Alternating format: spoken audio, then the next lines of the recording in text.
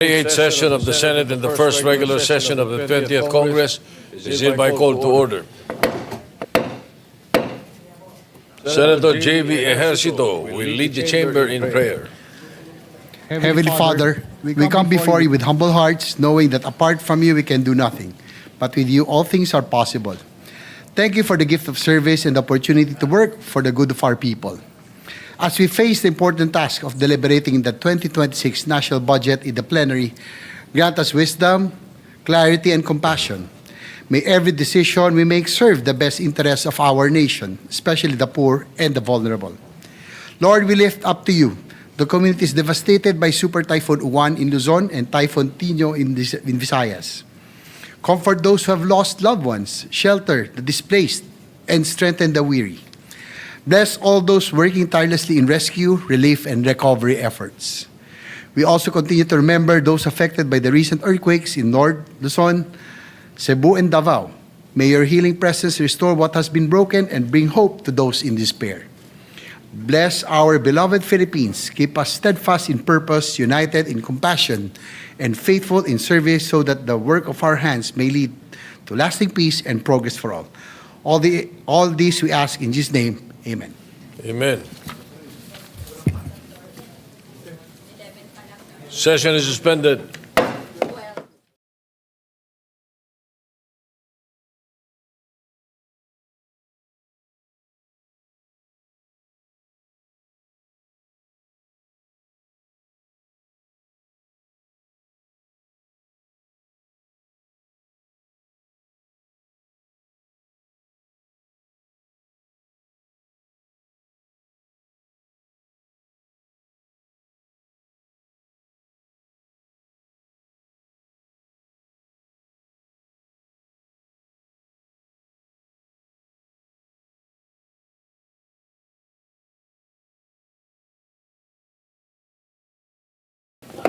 Secretary, please call the roll.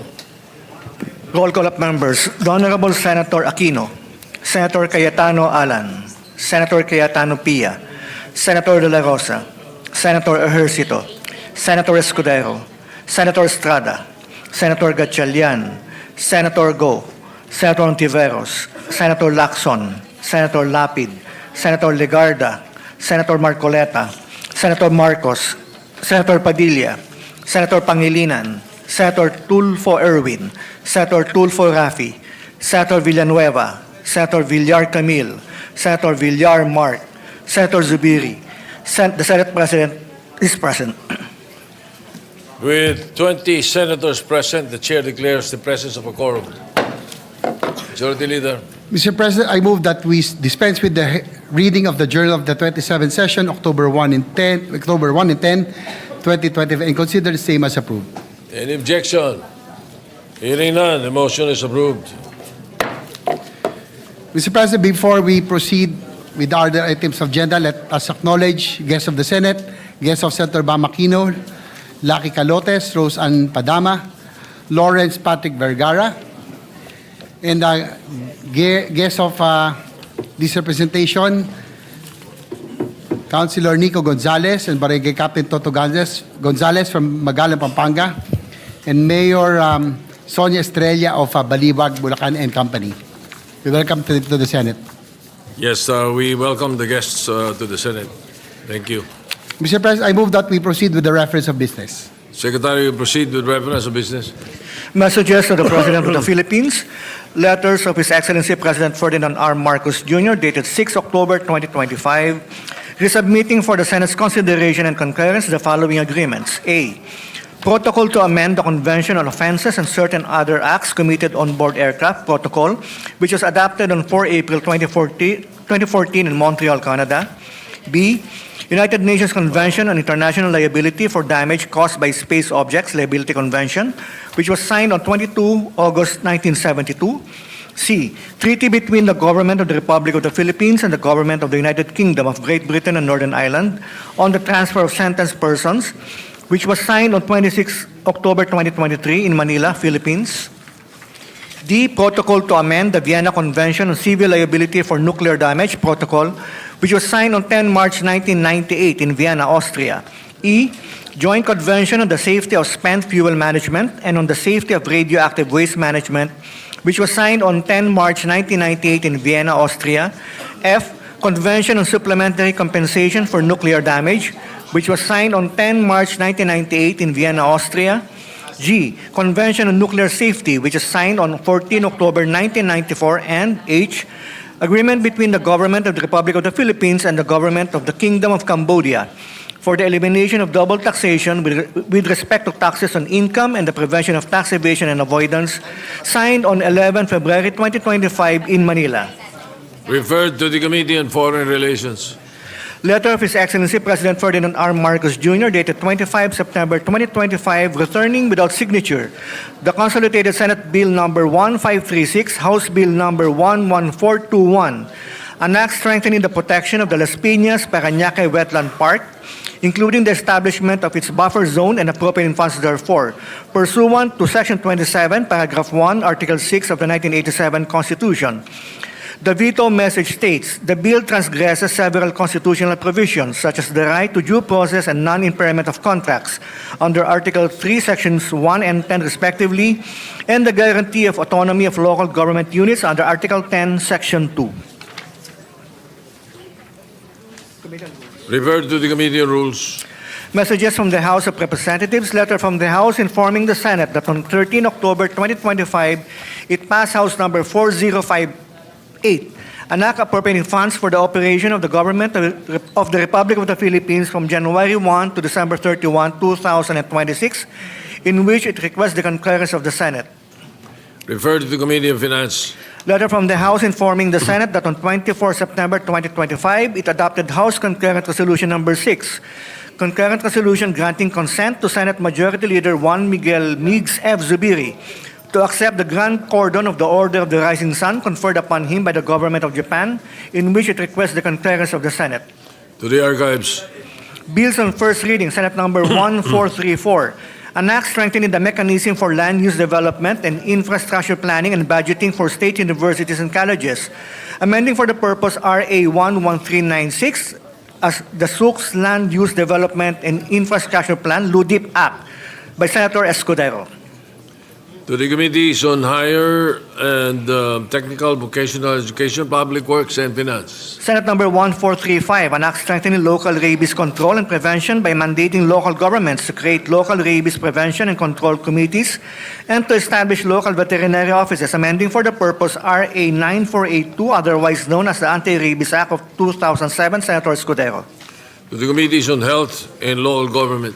1436, an act establishing the comprehensive chemical engineering law and appropriating funds therefore, Senator Ontiveros. To the Committees on Civil Service and Finance.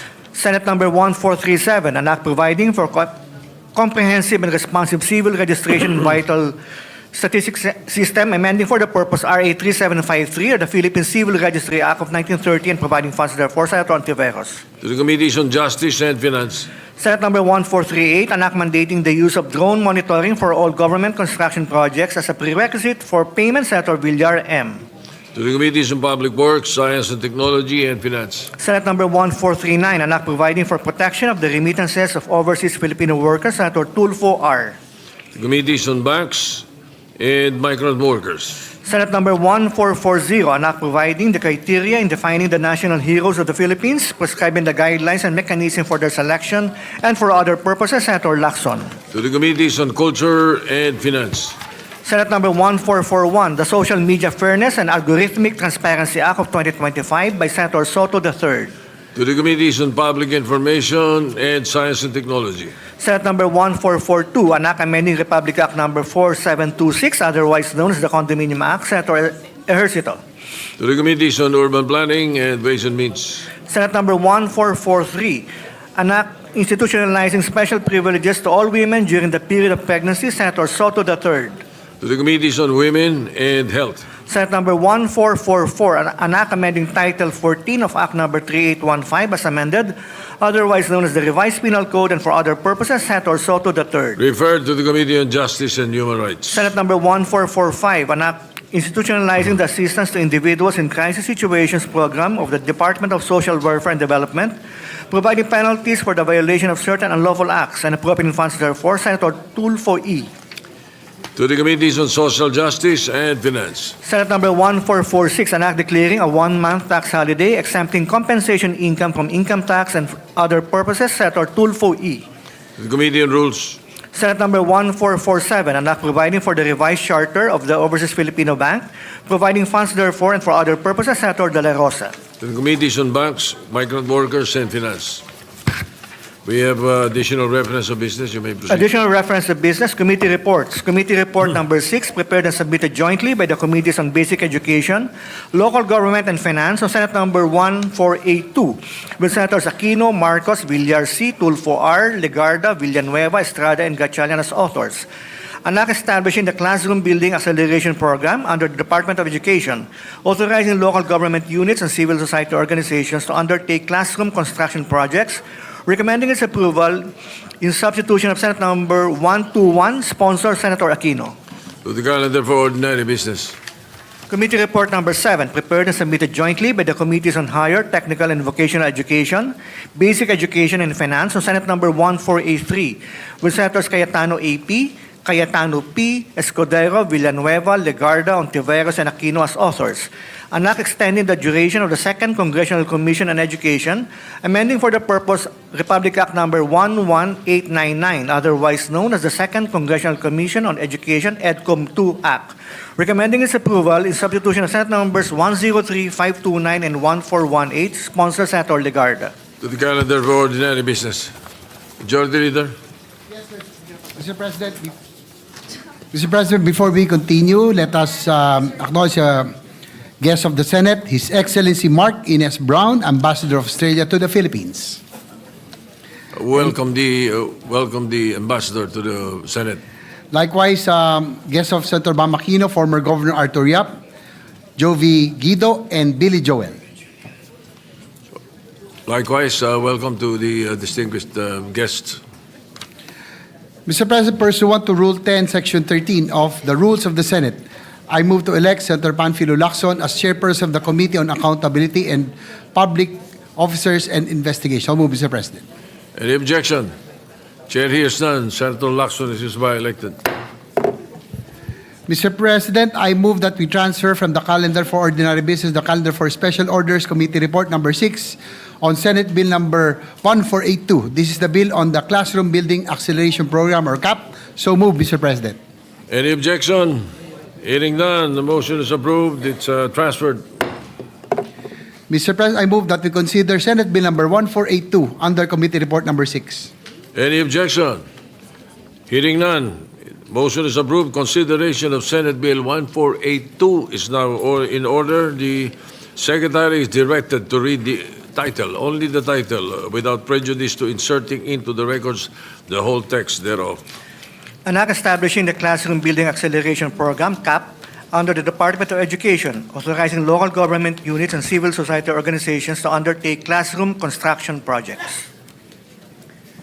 Majority Leader. To sponsor the measure, I move that we recognize Senator Bam Aquino, the chairperson of the Committee on Basic Education. So move, Mr. President. The Chairman of the Committee on Basic Education, Senator Bam Aquino, is recognized. You have the floor. Thank you, Mr. President. Mr. President, mga kababayan at kapwa ko Pilipino, magandang hapon po sa ating lahat.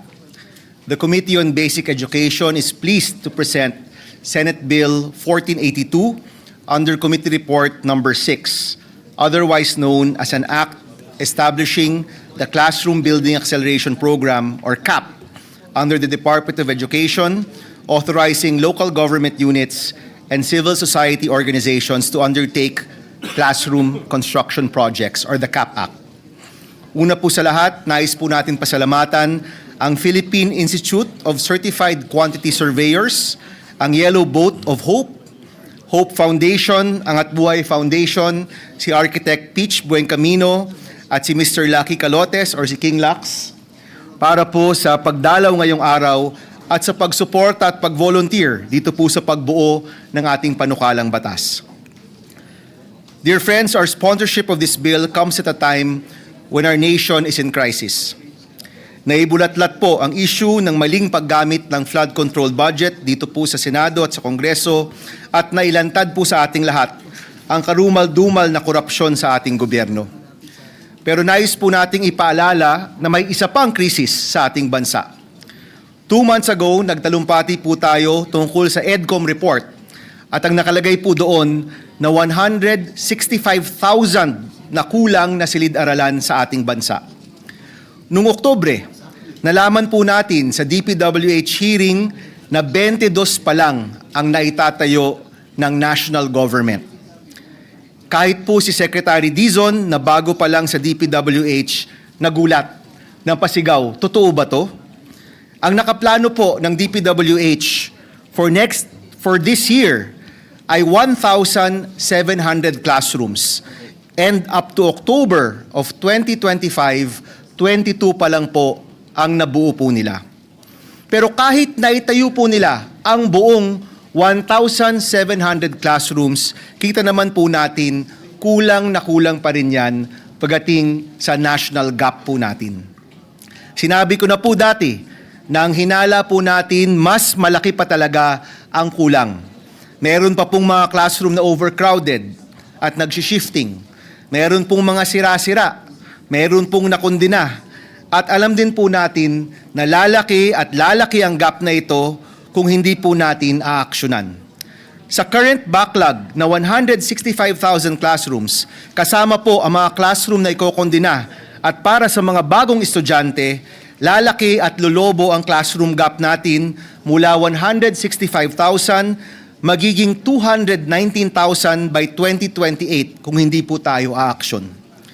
Noong Hulyo, nanawagan po tayo na magsama-sama tayo para tugunan ang krisis sa edukasyon at ilipat na ang pondo para sa flood control patungo po sa edukasyon. Ngayong Nobyembre, nananawagan po muli tayo. Ang kailangan po ng ating bansa at ng ating kabataan, edukasyon at hindi korupsyon. At alam po natin na hindi tayo nag-iisa sa panawagang ito. Marami po dito sumang-ayon, sumuporta, pati po si DepEd Secretary Sani Angara, pati rin po ang Pangulo sumang-ayon sa ating suhestyon na tanggalin ang responsibilidad sa pagtayo ng classroom mula sa DPWH at ibigay sa mga LGU at civic organizations na meron ng karanasan sa pagtayo ng classroom. Mula po noon, halos 800 mayor, 800 po na mayor at LGU official ang nagpahayag ng kanilang suporta para po sa pagpasa ng CAP Act. At naniniwala po tayo na kapag sabay-sabay ang paggawa ng classroom, may tsansa tayong masolusyonan ang napakalaking problemang hinaharap ng ating mga kabataan. Para buuin po ang CAP Act, nagtrabaho po tayo kasama ang iba't ibang grupo para masigurado ang tamang plano, tamang presyo at tamang disenyo ng mga classroom. Sa ating hearing, technical working group session at konsultasyon sa mga NGO, engineer, architect, quantity surveyor at iba pa, naramdaman ko po ang gigil ng taong bayan na mabigyan ng solusyon ang krisis na ito. Sa ating panukalang batas, sinisigurado po natin na sa halip na substandard, overpriced at kulang ang mga silid-aralan, ang pagpapatayo po ng classroom ay dapat, unang-una, nasa tamang presyo at pangalawa, nasa tamang panahon. Una po, tamang presyo. Isa po sa ating pangunahing tanong nung inihain po natin ang batas na ito, kung bakit magkaiba ang presyo ng DPWH doon po sa presyo ng mga LGU at mga NGO. Sa presyo po ng DPWH, mula 2.5 million to 4 million pesos ang bawat classroom. Pagdating sa LGU at NGO, di hamak mas mababa po ang presyo nila. Ang solusyon po sa CAP Act, price ceiling, base po sa disenyo na pinaghirapan ng iba't ibang eksperto sa pribadong sektor. Pasok sa minimum standards ng DepEd pero nasa presyong 1.8 million per classroom po lamang. Average po yan. This is roughly, on average, around 55% less than the original government cost of DPWH. Yung bagong disenyo, standard and specification ng classroom ay may regular review kasama ang mga eksperto mula sa pribadong sektor para maiwasan ang overpricing ng classroom. At naglagay rin po tayo ng probisyon na required isa publiko ng DepEd ang mga dokumento ukol po sa pagtayo ng classroom sa ilalim ng ating batas para mabantayan ng taong bayan ang ilalaan na pera para po sa pagtayo ng silid-aralan. Pangalawa po, second salient feature, sa tamang panahon para sa agarang pagsara ng classroom gap. Tamang presyo, tamang panahon. Binuo po natin ang batas na ito para sa decentralization ng pagtatayo ng classroom. Ibig sabihin po, sa ating panukalang batas, may pagkakataon na magtayo ng classroom ang mga LGU at CSO at hindi na po kailangang hintayin ang DPWH. Bukod po dito, binibigyang prioridad ang pagpapatayo ng classroom sa mga lugar na handa na magpatayo. Ibig sabihin po, mapapabilis ang pagtayo ng classroom dahil sabay-sabay po tayong nagtatrabaho. Uulitin ko po, 165,000 ang classroom gap po natin. At lalawak ang gap po na ito dahil po sa condemned classrooms, population growth, at sa failure to build on time and on target. Dagdag pa po dito ang mga classroom na nasira dahil po sa bagyo at apektado ng mga lindol. Lulobo po ito to more than 200,000 in 3 years kung hindi po tayo gagalaw. Kung nais po nating maisara ang classroom gap by 2031, in 6 years, pakiwari ko po, kailangan po natin magbuo ng 39,000 classrooms kada taon. Take note po, ang target po for 2025, 1,700 classrooms po lamang. Kung ganyan lang po ang target natin, tila imposible po masara ang classroom gap. Pero kung nais po natin itong maisara, in 6 years, kailangan po natin magbuo ng 39,000 classrooms per year for 6 years. Ang presyo po nito, roughly, nasa 90 billion pesos kada taon. Or to close our classroom gap, kailangan po natin ng 540 billion sa loob ng 6 na taon. Nakakalula po ang presyong ito. Napakalaki po ng pondo. Pero alalahanin po natin, yung original na pondo ng flood control para po sa 2026 budget ay 252 billion. Parang kalahati na po ng presyong kailangan natin para sa classroom gap. Siguro po, kung kaya nating originally mag-budget ng ganong kalaki for flood control, kaya naman po natin mag-budget ng tamang presyo para po sa classrooms ng ating kabataan. Sabi nga po, kung gusto, may paraan, kung ayaw, maraming dahilan. Yan po yung challenge na hinaharap po natin. Hindi lang po yung pagpasa ng bill na ito, kung hindi tamang pagpondo ng classrooms. At natutuwa po ako na sa technical working group, mukhang sumasang-ayon naman po ang Chairman of Finance natin dito po sa pagtaas ng ating pondo para sa classrooms. Huwag na po tayong magpaligoy-ligoy sa pagtugon ng pangangailangan ng mga estudyanteng Pilipino. Kaya po ngayon po napapasok tayo sa 2026 budget deliberation, inaasahan po natin at inaasahan din po ng kabataang Pilipino na mapopondohan natin ng tama ang classroom sa ating bansa. Sigurado po tayo na pag lahat ng pangangailangan sa edukasyon ay nabudgetan po natin ng maayos, may pera pa po para sa mga iba pang serbisyong pampubliko. Sa laki po ng perang nawala, ganun rin po kalaki ang utang ng gobyerno sa kabataan at sa taong bayan. Sa halip na nakawin ang kinabukasan ng ating kabataan, kailangan natin magsama-sama para mamuhunan sa kanilang kinabukasan. Mr. President, mga kasama, when we first talked about the education crisis 2 months ago, sinuportahan niyo po ako dito po sa ating laban para sa dekalidad na edukasyon para sa kabataang Pilipino. Sa harap ng lahat ng pangyayari sa ating bansa, sa mga investigasyon at sa mga panawagan para sa pananagutan, naniniwala po tayo na meron pa ring espasyo para magsama-sama po tayo. At yun na po siguro ang espasyo para sa edukasyon ng kabataang Pilipino. With the passage of this bill, Mr. President, mapapabilis ang pagtayo ng classroom para sa estudyanteng Pilipino. Sa halip na dekada-dekada bago mapunuan ang classroom gap, kung aaksyon po tayo ngayon, inaasahan ko po na masasara natin ang classroom gap bago pa po gumraduate ang nasa grade 1 ngayon. Ito po yung hangad natin. Estudyanteng nakaupo sa silya, hindi po sa sahig. Paaralan na iisa lang ang shift, hindi po 3. Silid-aralan na matibay at maayos, hindi po kondenado.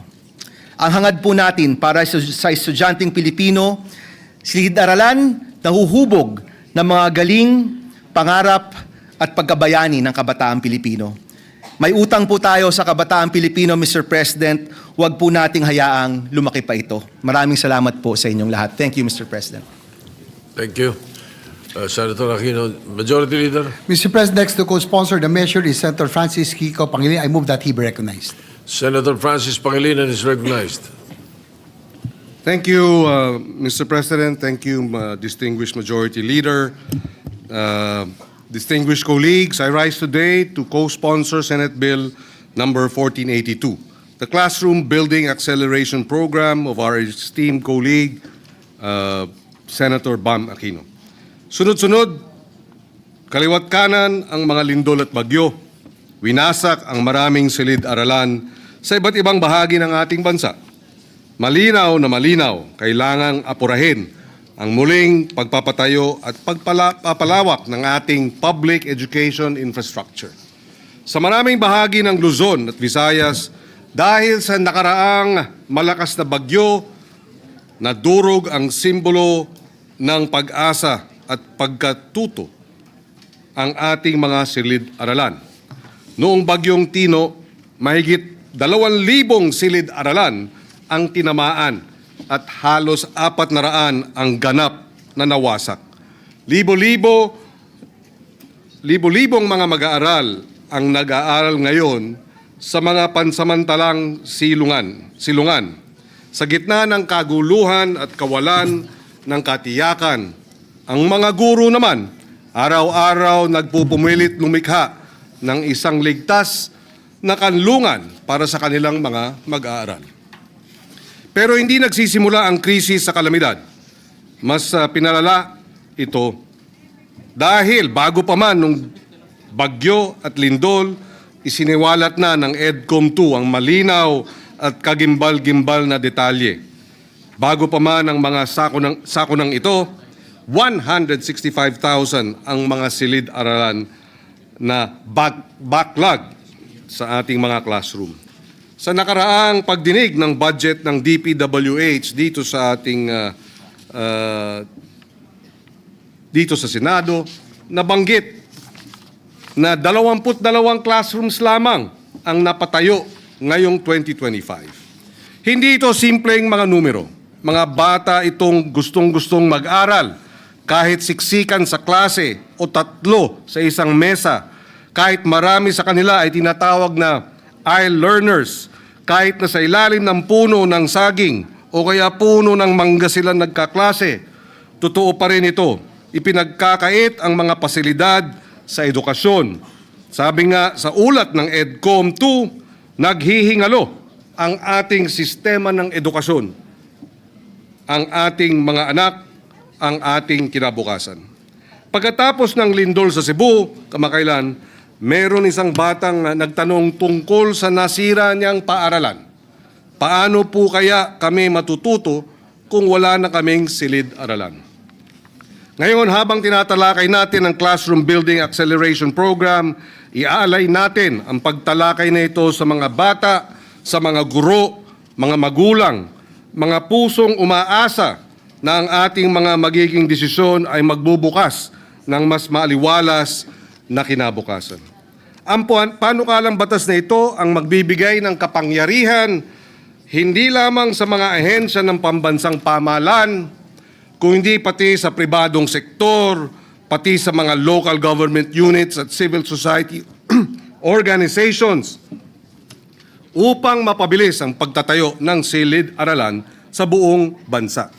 Saklaw ng programa ang malinaw at tiyak na pananagutan sa pagpapatupad habang tinitiyak ang pagsunod sa mga bagong pamantayan sa mga lugar ng disaster prone. Disenyo ito para upang maging mabilis, mahusay at matapat ang pagpapatayo ng mga silid-aralan. Walang labis, walang kulang, at higit sa lahat, walang kickback. Noong pagdinig ng panukalang batas na ito, nabanggit ng ating mga resource persons mula sa DepEd na mayroong panahon na dahil sa PPP, ang involvement ng open, transparent public bidding, ng pribadong sektor, hindi DPWH. Noong mga panahon na yon, may matching ang DepEd at ang LGU para magkaroon ng school building program. Nung nagsanib puwersa ang PPP at ang matching ng national government at local governments, at one point, we were constructing 600 school buildings a week. Nagawa na noon, kayang gawin ulit ngayon, at ito ang layunin ng Senate Bill 1482. Ito ang pangako natin. Walang bata ang dapat mawalan ng kinabukasan dahil lang sa nililipad o gumuguhong bubong. Walang guro ang dapat magturo sa ilalim ng pansamantalang tolda pagkatapos ng bagyo.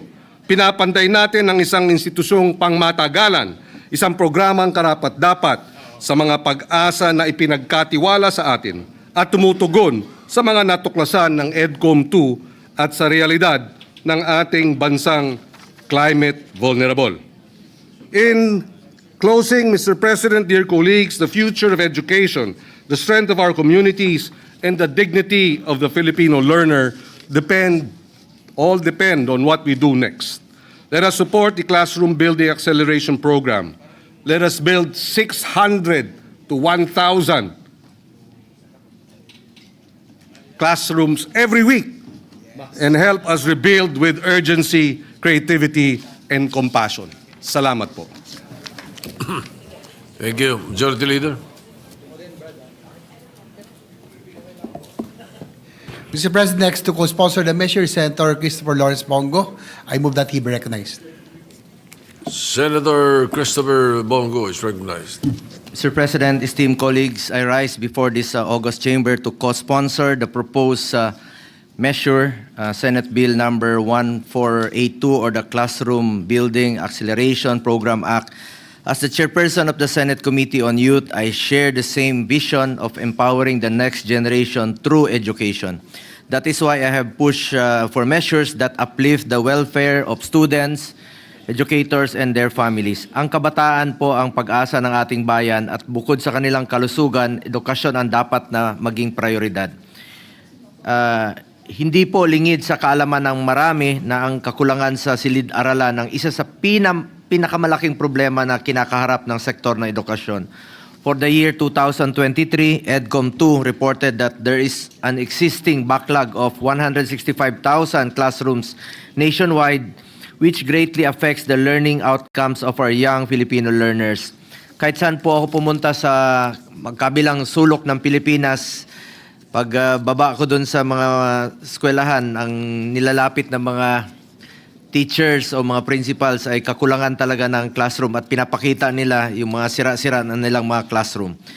Nakakalungkot pong isipin na nasasayang po ang pondo para sa mga flood control projects. Sana po inilaan na lamang po ito sa sektor ng kalusugan at kaya po dito sa sektor ng edukasyon para makapagpatayo tayo ng silid-aralan or classrooms. Sa 1.2 trillion na budget para sa flood control mula 2022 hanggang 2025, aabot sa 300,000 to 600,000 classrooms. Sana ang naipatayo or 60,000 evacuation centers. Batas na po ito through Ligtas Pinoy Centers Act, or 80,000 health centers, or even 800 tertiary hospitals ang pwedeng may papatayo sa mga pondong ito. This proposed measure stays true to the state's constitutional mandate to provide quality education to each and every Filipino learner. Dapat lamang po na magkaisa ang iba't ibang sektor ng ating lipunan upang mapunan ang kakulangan ng silid-aralan ng ating bansa. With this bill, the participation of different vital sectors of our society will be encouraged, thereby strengthening the partnership between the national government, local government units, private sectors, and civil society groups. Malaking tulong po dito yung LGU dahil mas alam nila ang kakulangan ng classrooms po sa mga lugar nila. Mr. President, I manifest my full support for the passage of this significant measure, and I also respectfully submit to this chamber my interest in being made of one of the co-authors of this important piece of legislation. Maraming salamat po, Mr. President. Majority Leader. Yes, Mr. President, next to co-sponsor the measure is Senator Lauren Legarda. I move that she be recognized. Senator Lauren Legarda is recognized. With the permission of the sponsor, may I co-sponsor the said measure? Mr. President, distinguished colleagues, in the past days, communities across several regions braced for the impact of Typhoons Tino and Uwan. Preliminary reports by the Department of Education indicate that at least 312 schools in Bicol, Calabarzon, and the Cordillera Administrative Region sustained significant damage. When the waters recede and families return, many students in affected areas will find their classrooms flooded, compromised, or no longer structurally sound. This is not an isolated event. It reflects a long-standing structural problem. The national classroom backlog remains large and persistent, accumulated over decades of population growth, recurrent disaster exposure, natural deterioration of school buildings, and uneven quality and capacity in infrastructure delivery. Why does this matter? Because learning is shaped not only by curriculum and instruction, but also by the physical environment in which the school day unfolds. Classroom conditions such as adequate space, ventilation, lighting, noise reduction, and safety directly influence attention, comprehension, and readiness to learn. When a child spends the day in a room that is overcrowded, poorly ventilated, or unsafe, we are asking that child to learn while managing discomfort and anxiety. The burden shifts from learning to coping.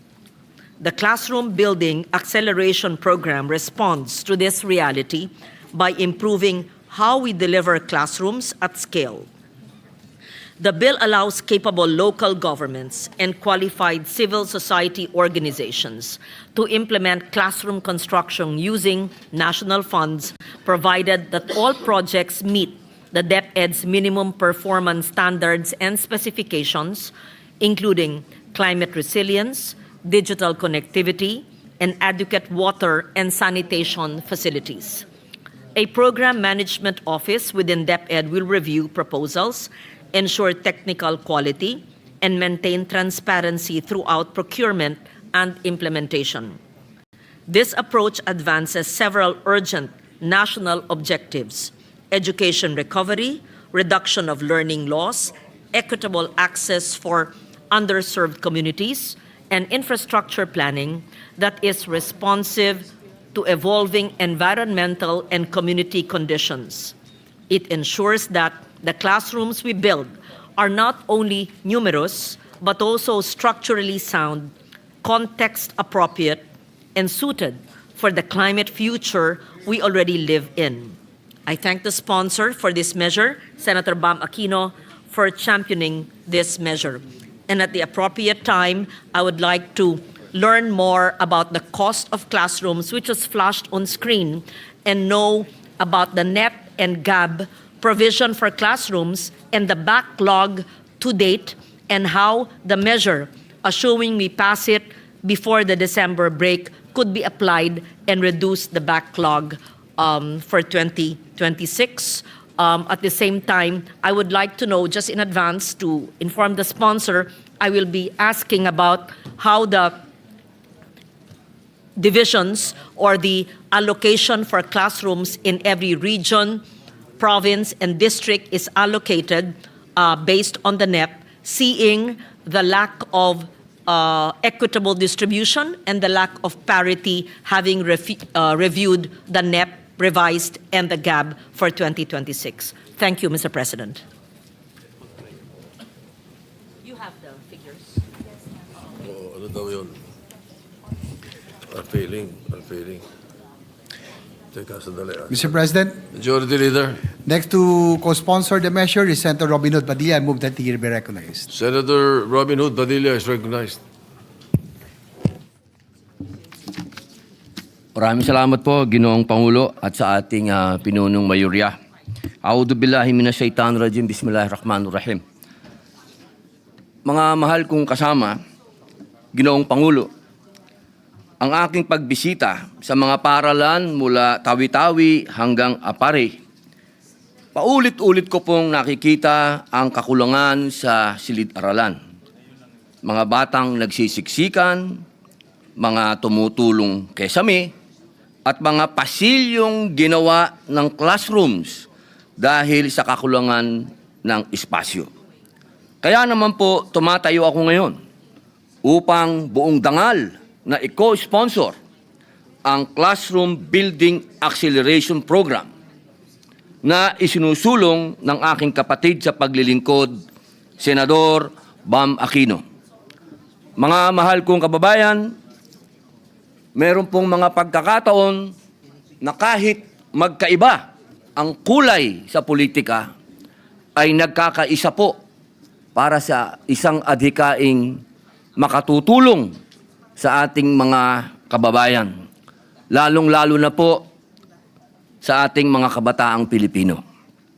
Batid naman po nating lahat sa maraming pagkakataon na tayo po ay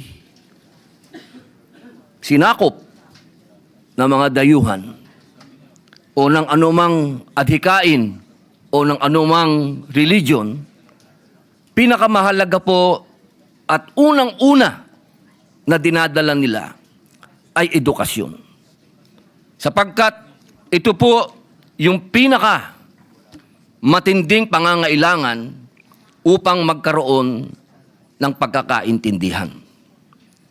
Kaya po, inihingi ko po sa aking mga kasama na suportahan po natin ang panukala na ito ng aking kaibigan na si Senador Bam Aquino upang ang atin pong kabataan ay makasabay. Huwag pong maiwan sa takbo ng mundo, sa pagalingan. Alam naman po natin, hindi po kaila na marami pong mga bansa na makapangyarihan, yaan pong nagsasamantala sa mga katulad natin na bansa. Ang atin pong panlaban ay tamang edukasyon. At yaan po ay pinatunayan mismo ng ating mga bayani. Kung natatandaan po natin nung panahon ni Jose Rizal, ni Dr. Jose Rizal, sa kanyang mga huling araw sa dapitan, ang kanya pong pinalakas ay ang pagbibigay edukasyon sa kabataan. Nagbigay po siya ng silid-aralan doon mismo sa dapitan. Kaya maihahambing ko po ang panukala na ito kay Dr. Jose Rizal. Ngunit, meron po tayong backlog. 165,000 classrooms. Sabi nga po ng ating kasama din, ni Senator Kiko Pangilinan, kailangan linggo-linggo po may gawing tayong classroom. Sapagkat meron pong nabanggit na 22 classrooms lang ang nagawa itong taon na ito. Na ang target po ay 1,700. Ibig pong sabihin, kailangan natin ng 55 years para abutan po natin yung 1,700. Pero bago po natin magawa yon, lolo na po yung mga bata. May mga apo na po sila. Kaya sana po, akin pong hinihingi, suportahan natin ito sapagkat kung edukasyon ng susi sa ating kinabukasan, patuloy tayong makukulong sa problema ng kasalukuyan dahil sa kakulangan at kawalan ng maayos na silid-aralan. Naniniwala po ako na ang CAP-AC ay tunay na makapagbibigay ng solusyon sa suliraning ito. Ang bawat silid-aralan na may tatayo sa pamamagitan ng batas na ito ay isang pamumuhunan sa pangarap ng bawat batang Pilipino. Sa pagsuporta sa panukalang ito, sinisiguro natin ang kanilang karapatan sa dekalidad na edukasyon at mas magandang kinabukasan, hindi lamang po sa bayang ito, kundi sa paligsahan sa buong mundo. Maraming salamat po. Before we continue, Majority Leader, the Senator Jingo Estrada is recognized. Thank you, Mr. President. Mr. President, I have just received a very, very sad information that our former colleague, former Senate President Juan Ponce Enrile, is currently in the intensive care unit of an undisclosed hospital suffering from pneumonia. And I heard from a reliable source, a very, very reliable source, that he has slim chances of surviving. And I hope all of us here present can have a short prayer to be led by Senator Joel Villanueva, if it's possible, Mr. President. Senator Joel Villanueva is recognized. May we ask everyone to rise and give a moment of silence. Dakilang Diyos, Ama naming sumasalangit, kami pong lahat ay lumalapit, naninikluhod sa iyo, humihingi ng tawad sa anumang kasalanan na aming nagawa sa isip, sa salita o sa gawa. Sa mga oras po na ito, amin pong idinadalangin at idinudulog sa iyo ang buhay ng isang aming colleague, mentor, Senate President, kamanggagawa, tagapaglingkod, naninilbihan para sa aming mga kababayan, Senator Juan Ponce Enrile. Ikaw, O Diyos, ang may hawak ng kanyang buhay.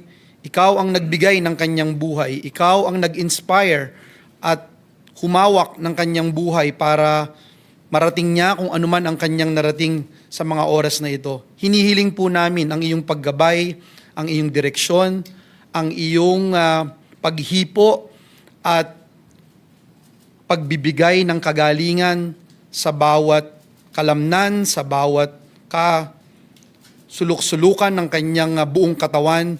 Hawakan mo po ito at hinihiling namin ang iyong intervention sa kanyang buhay.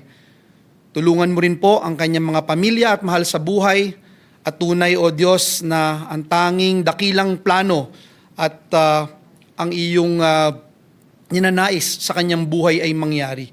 Kami pong lahat ay nagkakaisa at patuloy na inilalapit sa iyo ang buhay ng aming minamahal na Manong Johnny Ponce Enrile. Sa iyo pong lahat ng papuri at pasasalamat at kiniklaim namin, O Diyos, na ikaw ay patuloy na maluluwalhati at mapaparangalan sa buhay ng aming minamahal na Juan Ponce Enrile. Maraming salamat po. In Jesus' name we pray. Amen and amen. Thank you.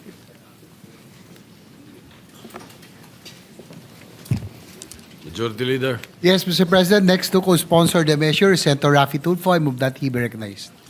Senator Raffy Tulfo is recognized.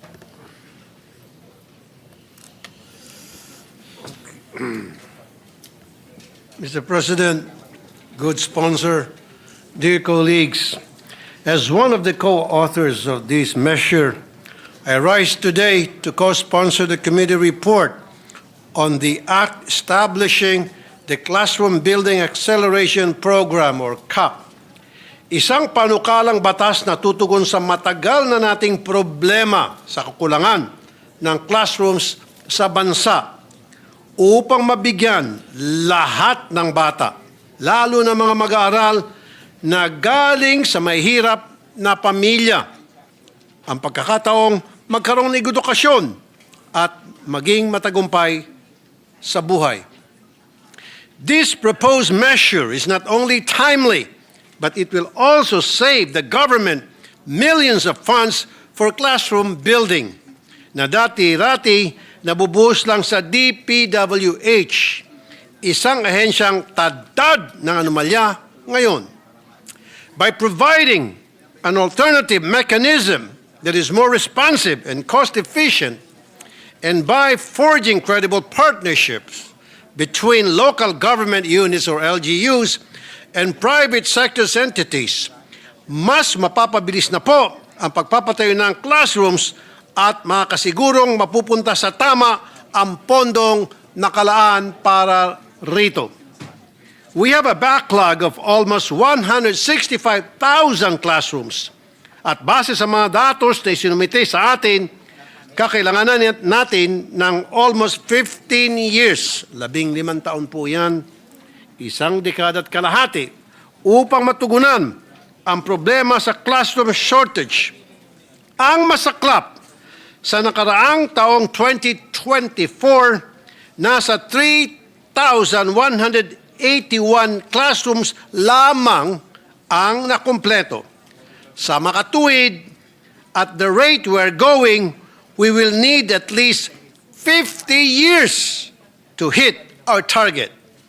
Now is the time to change the system and approach the problem differently in a manner that is more realistic, cost-efficient, and reliable. Ngayon pa lang, tinatalang 3,260 classrooms ang nagtamo ng iba't ibang antas ng pinsala dahil sa bagyong Tino. Ayon yan po sa DepEd. At noong linggo, dahil sa bugso ng bagyong Uwan, DepEd reported that in Bicol and Calabar Zone alone, 1,182 classrooms were partially damaged, 366 heavily damaged, and 261 were totally destroyed. Habang tayo ay dinadaanan ng mga bagyo buwan-buwan, patuloy din na nadadagdagan ang datos sa classroom shortage. Kung hindi tayo gumalaw ng mabilis, maaaring hindi makapag-aral na maayos sa isang taon ang karamihan sa ating learners. In response to this situation, it is noteworthy to highlight Section 5, Paragraph D of the proposed measure. Schools located in high-risk or disaster-prone areas, such as those vulnerable to flooding, earthquake, or other similar calamities, and those reliant on temporary learning spaces, shall be prioritized under this program. Isa lamang ito sa mga magagandang probisyon ng panukalang batas na mabibigyan solusyon sa problema ng classrooms sa panahon ng kalamidad. Excuse me. I welcome the proposed partnerships between LGUs and NGOs upang agad matugunan ang problema ng classroom shortage under the able guidance and authority of the DepEd, na siya naman talagang nakakaalam kung ano talaga ang kailangan at naangkop sa mga mag-aaral ng iba't ibang lugar sa Pilipinas. Under this bill, DepEd minimum performance standards and specification will ensure that classrooms shall be built taking into serious consideration all relevant factors like topography, climate conditions of a given area, digital connectivity, and access to transportation, such that these projects are structurally sound, and given that schools are also being used as evacuation centers during calamities. At huli sa lahat, napapanahon na magkaroon ng funding ang cost ceilings sa mga gastusin sa construction ng classroom. Under this bill, funds for projects under this measure shall not be bloated and wasted. Tama na yung mga kumikita sa mga construction projects. Mr. President, education is the cornerstone of national development, social stability, and economic progress. Hence, it is imperative to strengthen our educational system by building these much-needed classrooms at the soonest possible time. Kaya, nagpapasalamat po ako kay Senator Bam Aquino, the chairperson of the Committee on Basic Education, for prioritizing this concern. With the passage of this bill, nakaasa tayo na mas marami ng batang Pilipino ang makapasok at makapag-aral sa mga susunod na taon. Again, maraming salamat kay Senator Bam Aquino sa pag-sponsor ng napakagandang bill na ito. Thank you, Mr. President. Majority Leader. Mr. President, to co-sponsor the measure is Senator Joel Villanueva. I move that he be recognized. Senator Joel Villanueva is recognized. Thank you, Mr. President. Thank you, Majority Leader. This will be short. I'd like to just put into the records, Mr. President, that we would like to commend and congratulate our chairperson, Senator Bam Aquino, to having sponsored this Classroom Building Acceleration Program Act. Through the years, Mr. President, Senator Bam has remained steadfast in his cause and consistent in his advocacy for quality education. We have shared so many landmark legislations such as Universal Access to Quality Tertiary Education, Philippine Qualifications Act, Framework Act, and others.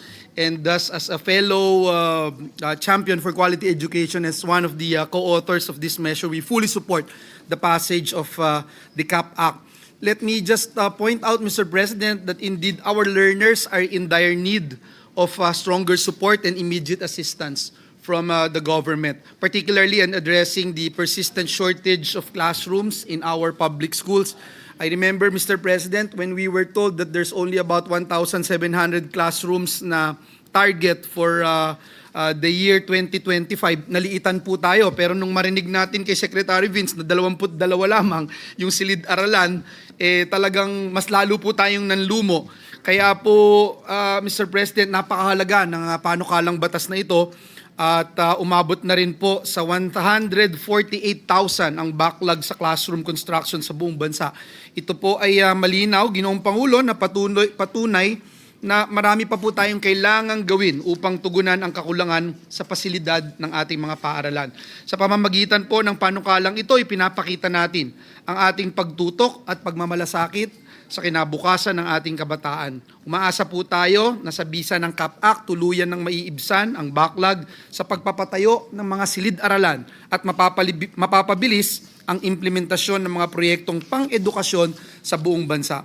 Moreover, Mr. President, through this measure, we also aim to support the vision and pledge of the President, President Bongbong Marcos, to complete the construction of 40,000 classrooms before the end of his term.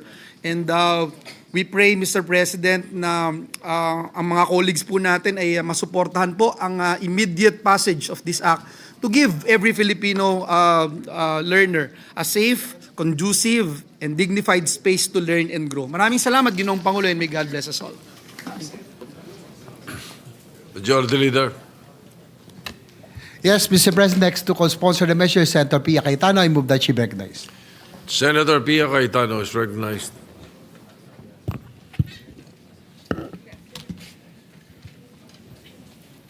Thank you, Mr. President.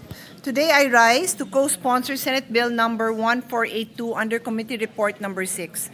This bill seeks to address the country's classroom shortage by authorizing eligible LGUs and the civil society organizations to implement classroom construction projects using government funds complementing existing DepEd infrastructure programs.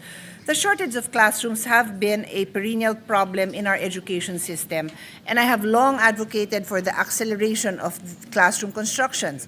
In 2022, as the Senior Vice Chair of the Committee on Finance, handling the budget of education, I presented data during our DBCC briefing on classroom shortage. The classroom shortage was then 127. Can I wait for the slide to be shown? The classroom shortage was then 127,039. The budget needed to build these classrooms was 317 billion. The budget allotted in the NEP was only 5.92 billion. So from 317 needed, 5.92 billion. And with this budget, it would take us 60 years to fill the gap. My bold proposal then at the start of this administration was to consider closing the classroom gap by budgeting 52 billion per year. Sounds like a lot, right? But nowadays, we know that 52 billion can be produced pag kailangan pala. At mukhang mas madali kung may mali siya. Sorry, I had to say that as part of this speech because that's how people understand these numbers these days. So here we are, 3 years later. Just a few weeks ago, I also presented in the DBCC briefing hearing. According to the DepEd, the classroom shortage is now 165,000. So from 3 years ago na 127,000, ngayon 165,000 na. Kasi marami pa rin tayong mga anak, mga kababayan. Budget needed to fill the shortage is 412.50 billion. So nadagdagan na ng around 100 billion. And the budget in the NEP for 2026 is 13.25 billion. So with this year's budget and with a cost of 2.5 million per classroom, only 5,300 classrooms will be built. I will repeat. What is needed is 165,000, and what will be built based on this year's budget is 5,300 classrooms. With a similar budget, it will take more than 31 years to fill the gap. This shortage means that millions of Filipino students continue to study in congested, makeshift, or unsafe learning conditions that hinder learning outcomes. To repeat, and I just would like to emphasize this, in 2023, the budget for classrooms in the GAA was 15.60 billion.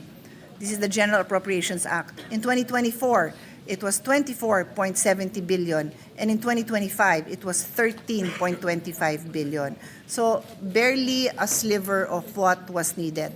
As chairperson of the Committee on Sustainable Development Goals, Innovation and Futures Thinking, I foresaw the opportunity the pandemic presented and the shift to online classes. While our students were at home, I proposed that we take advantage of that period and push for school building, repairs, and rehabilitation. However, our studies revealed that there was low utilization of funds by the DPWH, many other problems, including lack of preparation of the land, lack of buildable space in the most congested areas where the classrooms were most needed. These issues continued through the years. It was a missed opportunity, Mr. President, because that would have been the perfect time to address our classroom backlog, an effort that could have significantly reduced the numbers we are grappling with today. As Senior Vice Chairperson of the Committee on Finance that handles the budget of DepEd, that has handled the budget of DepEd for 6 years, our committee was able to assess how we could allocate more resources toward classroom construction. We pushed for the augmentation of the budget for classroom construction, repairs, and rehabilitations. In the NEP, we had allocations for budget repairs that were not fully funded, and we felt that these were very low-hanging fruits because it would take less to repair these classrooms. As mentioned earlier, we had consistently pointed out that with the limited budget under the Basic Education Facility Fund, it would take years for this gap to be addressed. Recognizing that many existing school buildings are already in disrepair, we also advocated for more rehabilitation and retrofitting. In several budget deliberations, we emphasized the need for climate-resilient school infrastructure, facilities that are safe, inclusive, and conducive to learning for all students. Closing the gap in the classroom shortage helps us achieve the following Sustainable Development Goals, particularly SDG 1, no poverty, SDG 3, good health and well-being, SDG 4, quality education, SDG 6, clean water and sanitation, SDG 8, decent work and economic growth, SDG 9, industry, innovation, infrastructure, SDG 10, reduce inequalities, SDG 11, sustainable cities and communities. By accelerating the classroom construction, we are not only investing in building, we are investing in human capital and in the learning environment that nurtures the next generation. This program must not only fill present gaps, but it must also anticipate the future of learning. That means classrooms designed for blended learning, for energy efficiency, and for climate adaptation, especially in flood or typhoon-prone areas. We'd like to thank our chairperson, Senator Bam Aquino, for prioritizing this bill. Let us make the Classroom Building Acceleration Program not just a response to a backlog, but a vision for the future of Philippine education. Thank you, Mr. President. Majority Leader. Yes, Mr. President. Next to co-sponsor is Senator Win Gatchalian. Move that he be recognized. Thank you. Senator Sherwin Gatchalian is recognized. Thank you, Mr. President. First and foremost, let me congratulate and commend Senator Bam Aquino for coming up with this very novel but very timely concept. Nasabi ho ni Senator Pia na talagang napakalaki po ang backlog natin sa classrooms. 160,000 ang kailangan natin para mahabol lang yung backlog natin sa classrooms. And that will cost approximately about 400 billion pesos. So kahit na mayroon tayong 400 billion pesos, Mr. President, hindi naman may implement kaagad because of absorptive capacity of the Department of Education. So the CAP program will liberalize the implementation of classrooms in our country, allowing local governments to build classrooms all at the same time. Yun po yung maganda dito. Pwedeng sabay-sabay ho nagko-construct ang mga local government units para sabay-sabay rin natatapos. They can also tap the private sector to build dahil nakita ho natin sa hearing na mas mura ang private sector pagko-construct ng mga classrooms, so we can tap CSO. And we can also come up with innovative modalities such as PPP para pumahabol natin yung 165,000 na backlog natin. So, Mr. President, let me again thank and congratulate our chairman of the Basic Education Committee for coming up with this very timely concept. And a more extensive co-sponsorship speech will be submitted to the body to be inserted into the records, Mr. Chairman. Thank you. Majority Leader. Mr. President, next to co-sponsor the measure is Senator Erwin Tulfo. Senator Erwin Tulfo is recognized. Mr. President, distinguished colleagues, I rise today to express my full support as co-sponsor of Senate Bill number 1482 under Committee Report number 6, which seeks to establish the Classroom Building Acceleration Program or CAP under the Department of Education. Nung ako po ay bumoto noong nakarang eleksyon, isa sa mga hindi ko po makakalimutan ay ang kalunos-lunos na kalagayan po ng ating mga silid-aralan. Mainit, siksikan, at minsan pa ay kulang sa upuan. Sa ganitong kalagayan, mahirap asahan na matuto ng maayos ang ating mga kabataan, Mr. President. Sa panukalang ito, binibigyan kapangyarihan ng mga lokal na pamahalaan at mga civil society organizations na makibahagi sa pagpapatayo ng mga silid-aralan. Isang konkretong hakbang upang mapabilis ang pagpapatayo ng mga ligtas, maayos at komportableng lugar para sa ating mga mag-aaral. Naniniwala po ako, Mr. President, na sa tulong ng programang ito, mas mabilis na maihatid ang dekalidad ng edukasyon, hindi lamang po sa salita, kundi sa mismong pisikal na espasyo kung saan nagsisimula ang kanilang mga pangarap. I would also like to thank Senator Bam for championing this classroom building acceleration program. Thank you, Senator Bam. Thank you, Mr. President. Maraming salamat po at magandang hapon sa lahat.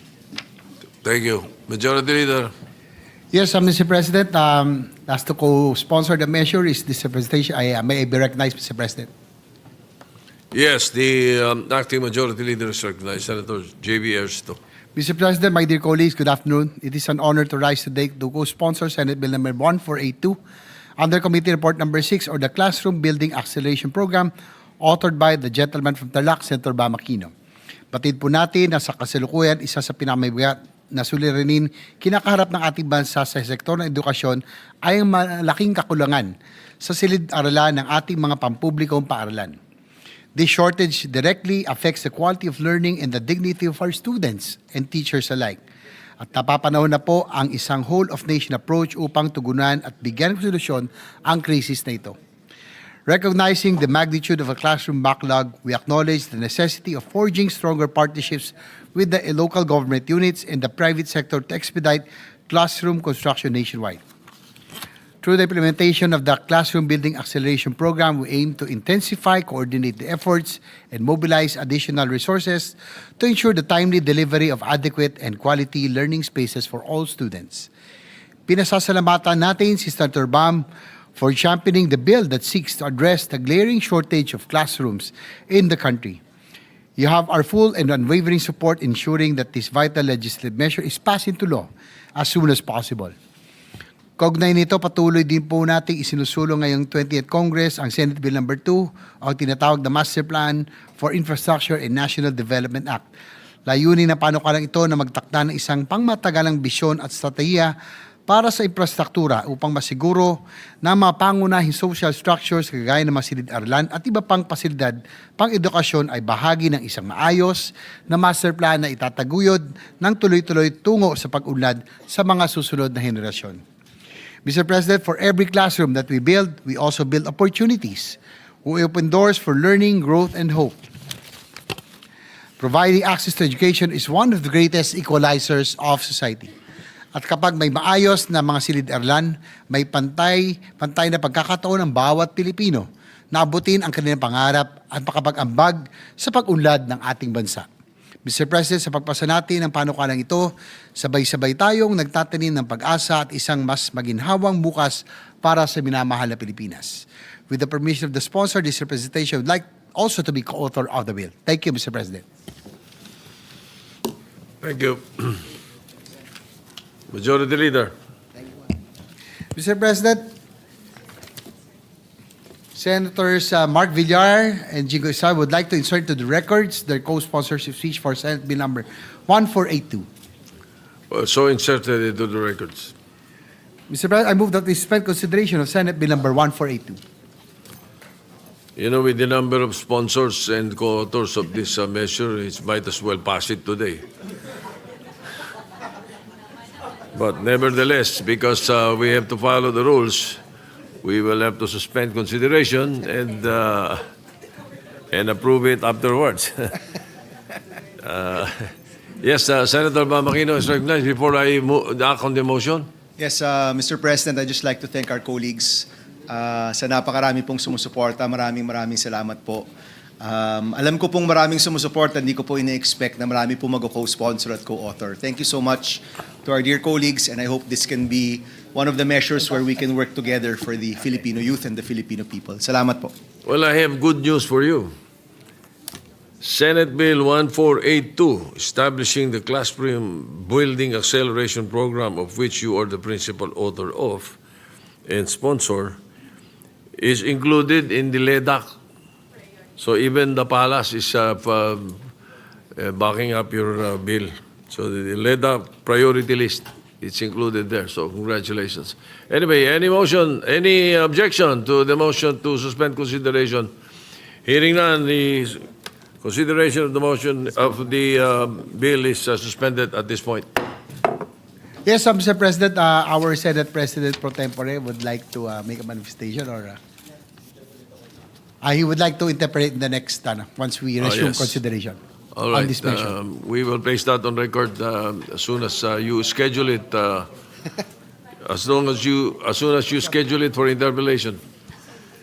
Mr. President, Senator Raffy Tulfo is seeking the floor for a manifestation. He will be making a report on his IPU mission, Mr. President. Senator Raffy Tulfo is recognized.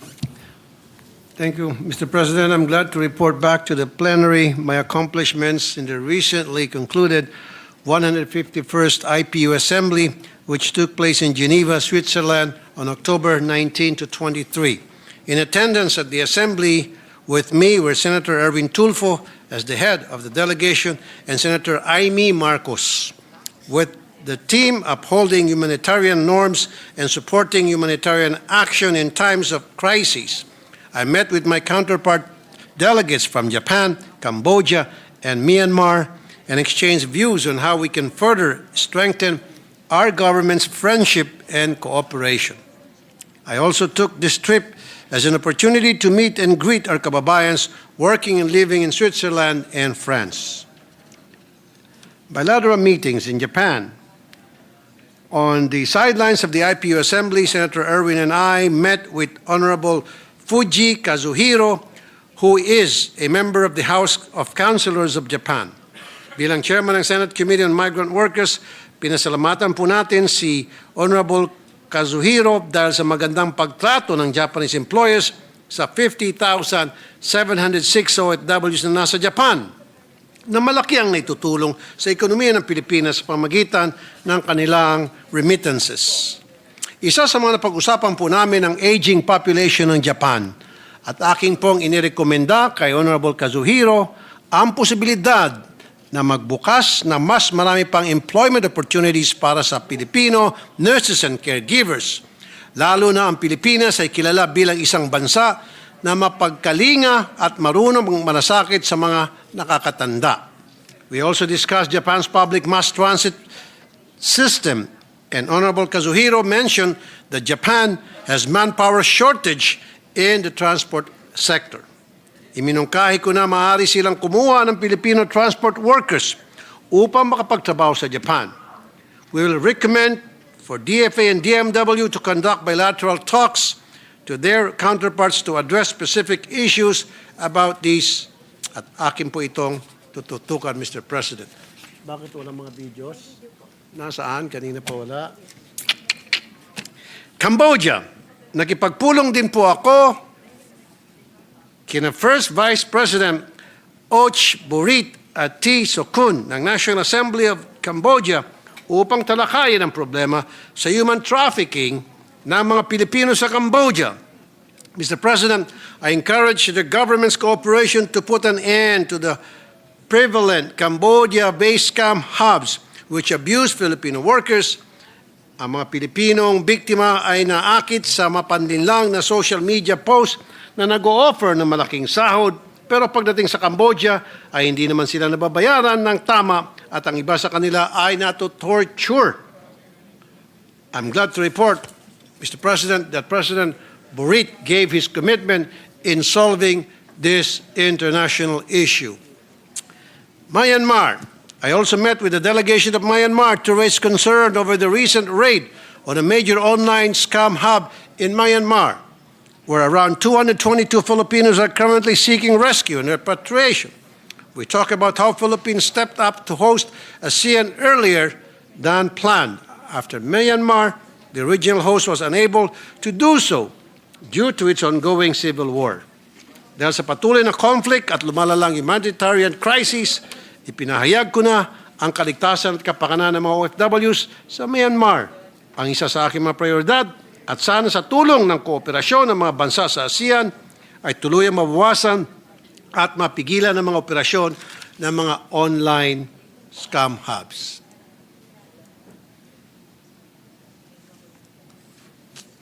Switzerland.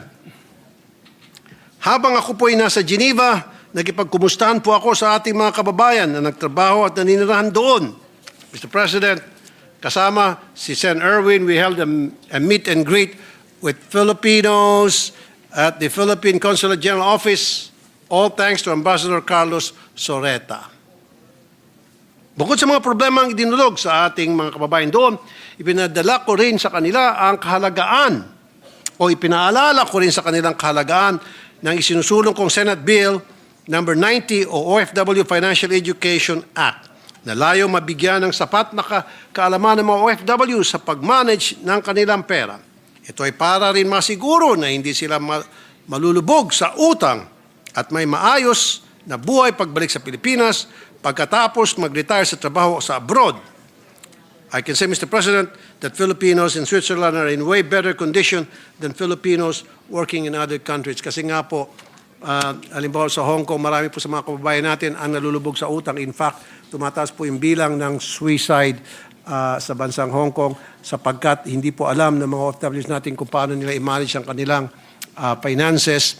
Marami sa kanila ang utang ng utang or dili kaya ginagamit sila bilang magbabouch sa mga kakilala at ng pagdating ng oras ay yung kakilala nila na kanilang binouch sa utang ay hindi nagbabayad. Doon na po pumapasok yung sila ay nadidepress hanggang sa sila gumagawa ng hindi tama against doon sa kanilang sarili. Paris, personal ko rin kinumusta ang ating mga kababayan sa France. Kasama ko si Ambassador Eduardo Jose de Vega at Consul General Noemi Diaz. At bilang Chairman Senate Committee on Migrant Workers, aki binahagi ang aking panukalang batas gaya ng pagtatag ng Migrant Workers Relations Commission, isang special court sa loob ng DMW upang mapabilis ang paglisolba ng mga kaso ng ating mga OFW nang hindi na kailangan dumaan sa mahabang proseso o magsumbong pa sa aking programa. Pagtatag ng OFW Action Center sa bawat probinsya at malalaking lungsod upang lahat ng serbisyo mula pre-deployment hanggang reintegration ay nasa isang lugar na lamang. Pagpapalawak ng OFW Dependent Scholarship Program mula sa dating 5,000 slots ay gagawin nating 10,000 slots upang mas maraming anak ng mga OFW, hindi lamang sa koleyo, kundi pati na rin mula elementarya hanggang high school ang makinabang. Sa Open Forum ay natalakay ang kakulangan ng trabaho sa Pilipinas na siyang pangunahing dahilan kung bakit maraming kababayan natin ang napipilitang mangibang bansa. I shared that this problem is precisely what I'm pushing for, an across-the-board minimum wage for workers in Metro Manila and the provinces. With this, workers across the country will have the access to good job opportunities without the need to migrate elsewhere. That's all, Mr. President. Maraming salamat po. Thank you. Majority Leader. Mr. President, I move that we transfer from the calendar for ordinary business to the calendar for special orders committee report number 7 on Senate Bill number 1483. This is the bill on the extending the duration of second Congressional Commission on Education or EDCOM 2. So move, Mr. President. Any objection? Hearing none. Motion is approved. So transferred.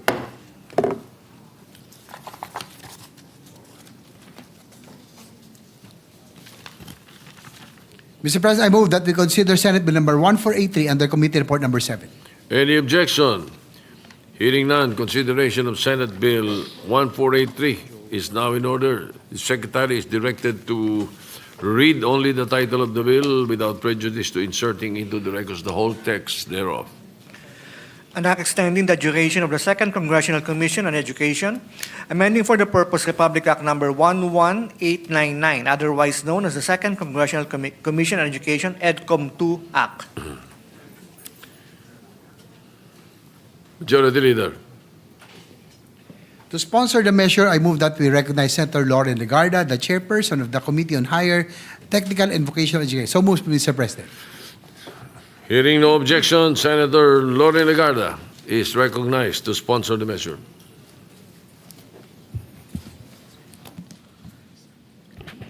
Thank you, Mr. President.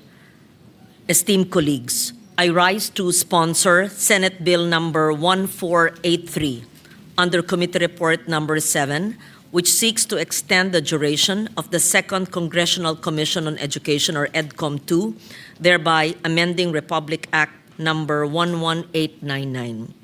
EDCOM 2 was established in 2022 to undertake a comprehensive national assessment of our educational system and to recommend structural reforms that would strengthen its quality, equity, and responsiveness to national needs.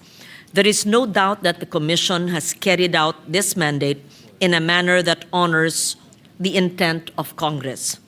Its principal reports, Miseducation, the Failed System of Philippine Education and Fixing the Foundations, a Matter of National Survival, offer the most rigorous, data-informed diagnosis of our education sector in recent memory. These studies describe persistent and systemic deficiencies that require sustained national attention, including critically low early childhood program participation, a classroom backlog of 165,000 units, chronic textbook shortages, widespread stunting and undernutrition among our youngest learners, and high attrition rates in higher education. Crucially, the significance of EDCOM 2 lies not only in its diagnosis, but also in how it has acted on those findings. The Commission brought together national agencies, local governments, schools, research institutions, and civil society partners to translate evidence into reform. Its work has informed legislation, guided appropriations, strengthened administrative coordination, and established pathways for institutional development. In the 19th Congress, the work of EDCOM 2 contributed directly to the passage of 10 landmark laws that expanded access, promoted equity, improved quality across our education system. While its mandate under RA 11899 concludes in December this year, EDCOM 2 has not entered a period of winding down. Instead, it continues to move with full momentum, compelled by the understanding that while much has been achieved, significant work remains to build the education system our people deserve. Currently, the Commission is developing several measures, including those identified as priority bills under the Legislative Executive Development Advisory Council, or LEDAC, for the 20th Congress. These include, first, amendments to the Masustansyang Pagkain para sa Batang Pilipino Act to expand and sustain the National Feeding Program. Second, amendments to the Government Assistance to Students and Teachers in Private Education Act to broaden voucher coverage to students from kindergarten to grade 6. Third, amendments to the Universal Access to Quality Tertiary Education Act to guarantee tertiary education subsidy eligibility to students who need it most. Fourth, amendments to the Teachers Professionalization Act to introduce practical components in licensure pathways and open multiple routes to teacher qualification. Fifth, amendments to the Local Government Code on Special Education. fund to align the SEF utilization with current education needs and to strengthen local education governance. And 6, Classroom Building Acceleration Program Bill, just sponsored now and championed by EDCOM2 co-chair Senator Bam Aquino to close the classroom gap and to ensure adequate learning spaces nationwide. Informed by the work of EDCOM2, I'm also honored to advance measures that address systemic gaps across basic, higher, technical, and vocational education, including the Last Mile Schools Bill, the modernization of the decades-old charters of CHED and TESDA to ensure that our institutions are aligned with the needs of the learners today. Beyond legislation, EDCOM2's research has translated directly into program funding. Its recommendations on early childhood development resulted in an allocation of 1 billion pesos in the 2025 General Appropriations Act for the establishment of child development centers in 328 low-income local government units and 80 million pesos in scholarship support for the professional development of child development workers. The Commission also identified long-standing misalignment in professional education and licensure policies across CHED, TESDA, and the Professional Regulation Commission. This finding led to the creation of a tripartite council last month to harmonize curricula, training regulations, and licensure standards under a coherent national framework. Further, the Commission conducted hearings on education delivery in the Bangsamoro Autonomous Region in Muslim Mindanao, which underscored the need to clarify the respective responsibilities of national agencies and the regional government in implementing essential education and nutrition programs. Policy recommendations to strengthen coordination are now being refined. EDCOM2 also served as a convener, bringing together DepEd, CHED, and TESDA in a historic first joint meeting to address system-wide reforms. As noted by TESDA Director General Jose Francisco Kiko Benitez, the Commission's evidence-based work encouraged agencies to move beyond their own little silos and work towards a more integrated education system. Undoubtedly, EDCOM2 was the driving force behind the establishment of the Education and Workforce Development Group through Administrative Order Number 36, directly addressing the fragmentation identified in the Commission's Year 1 report and affirmed by the concurrent resolution passed by the Senate and adopted by the House of Representatives. This effective translation of research into reform is precisely what makes the role of EDCOM2 indispensable. It has functioned both as a think tank and as a coordinating body, building trust and consensus among diverse stakeholders, including agencies, teachers, parents, and policymakers. To ground its recommendations, EDCOM2 has commissioned 97 research studies, partnered with 91 organizations, conducted 44 workshops and consultations, 32 hearings, 9 site visits, and 3 benchmarking sessions or missions.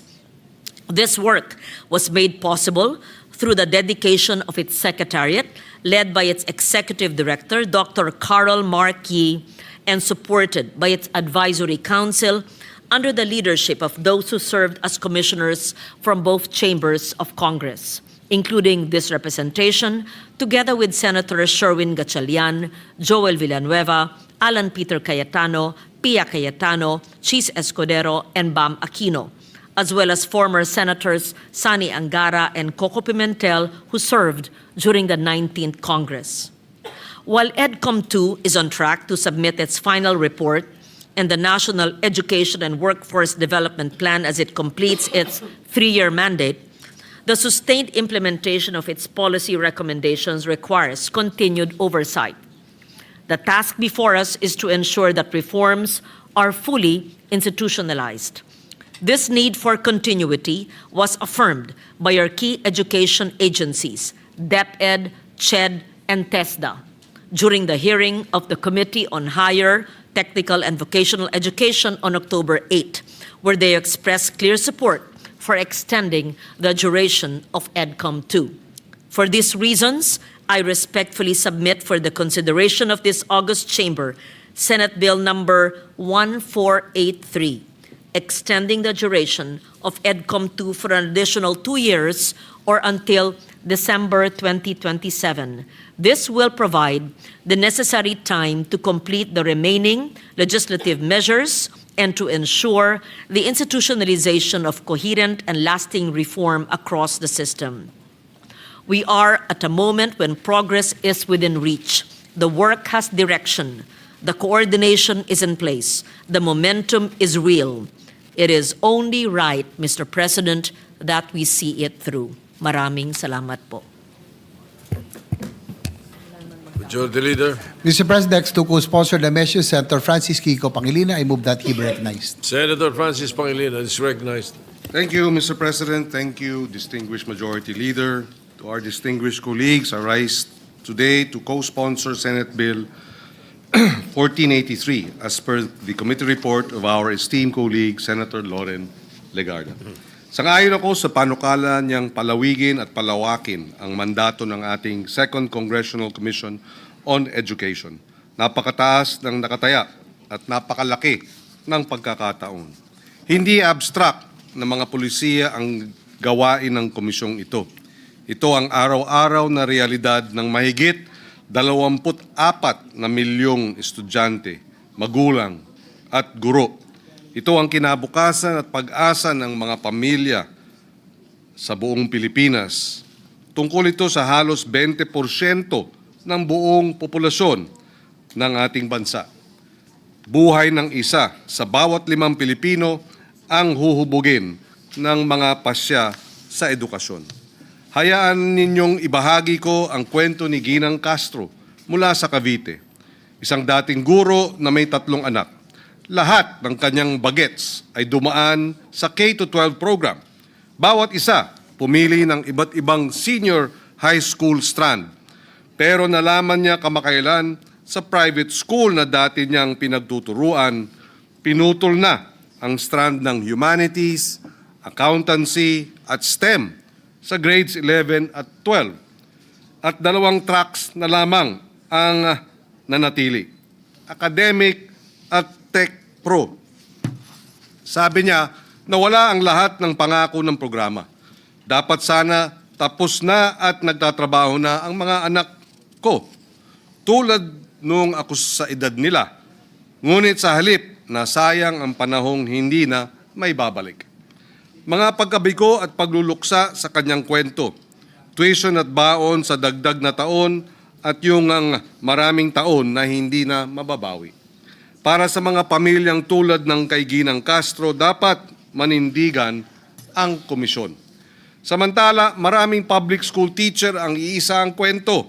Bumibili sila ng pagkain mula sa sarili nilang bulsa para sa kanilang mga estudyante na pumapasok ng gutom. Gusto nilang pumasok ding may pag-asa ang mga bata. Kaya ang expanded free meals program na panukalang batas ng inyong lingkod at na-hearing na ni Senator Bam Aquino ay ating isinusulong. Kailangan tulungan tayo ng EDCOM 2 na ibahin ang pag-asa na iyon at gawing regular at tunay na pagpapakain at pagkatuto. Hindi nagsisinungaling ang datos na idokumento ng komisyon ang malalim na mga kakulangan sa pagkatuto. Mga batang magtatapos sa grade 3 na hindi marunong magbasa ayon sa antas ng baitang. Walang mga basic na kasanayan, mga gurong napakaraming gawain at mga gumuguhong paaralan. Ganun pa man sa likod ng mga datos na ito, may mga pangarap na ipinagpaliban. Mga bata, malabo nang mabawi ang nawalang oras. mga guro na sa bingit ng pagkahapo. Pero ang tungkulin na hindi lamang ayusin ang nasira, dapat din nating likhain at buuin ang isang sistema na magbibigay ng ugat at ng pakpak. Ugat para sa katatagan, pakpak para sa pag-unlad. Roots and wings. Hayaang ituro ng bagong kurikulum ang mga bakit at paano.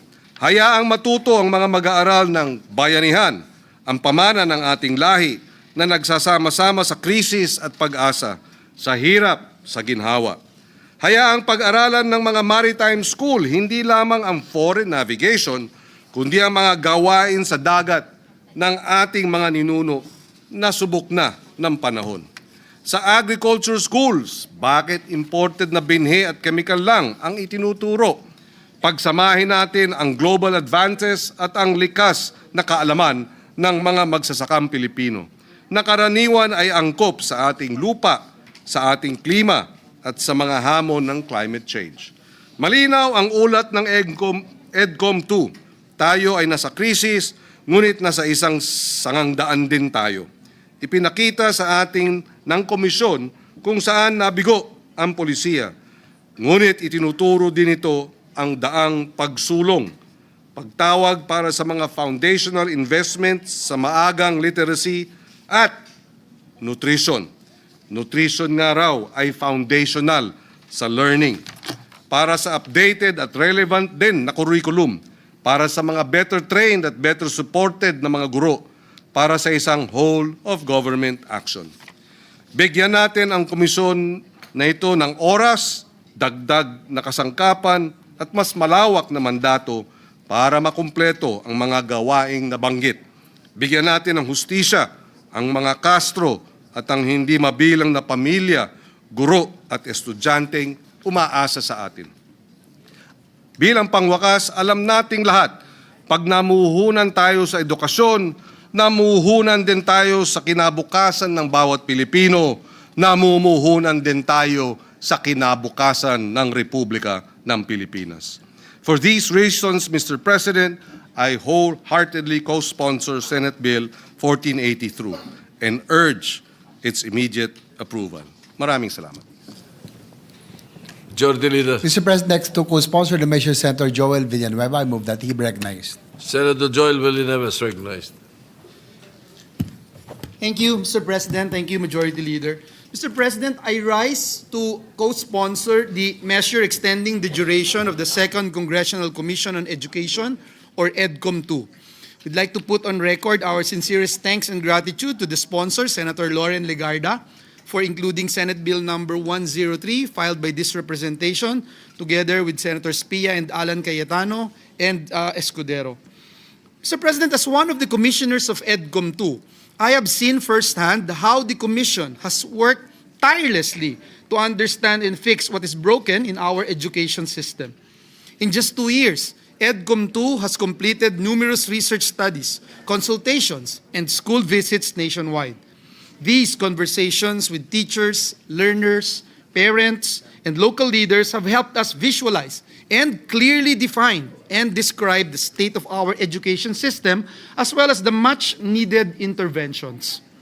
The Commission's Year 2 report, aptly titled Fixing the Foundations, a Matter of National Survival, tells us that the learning crisis is not abstract. 1 in 4 Filipino children under 5 is stunted, and many of our grade 4 learners still struggle to read with understanding or do basic math. These are not just education statistics. They are a warning light for our nation's future. Despite well-intentioned reforms and higher budgets, our students continue to lag in international assessments, such as PISA 2022, where we rank among the lowest in reading, math, and science. The issue is not effort. Mr. President, it is coherence, coordination, and follow-through. Mr. President, EDCOM's 2's findings are now crystallizing into actionable reforms.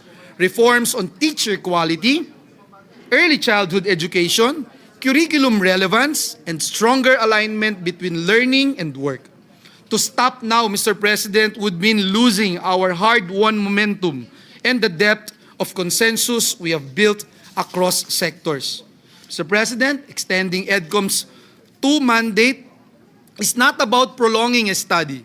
It is about ensuring that these reforms reach the finish line, backed by data, consultation, and urgency. In closing, may I say, Mr. President, once again, that education remains our nation's greatest equalizer.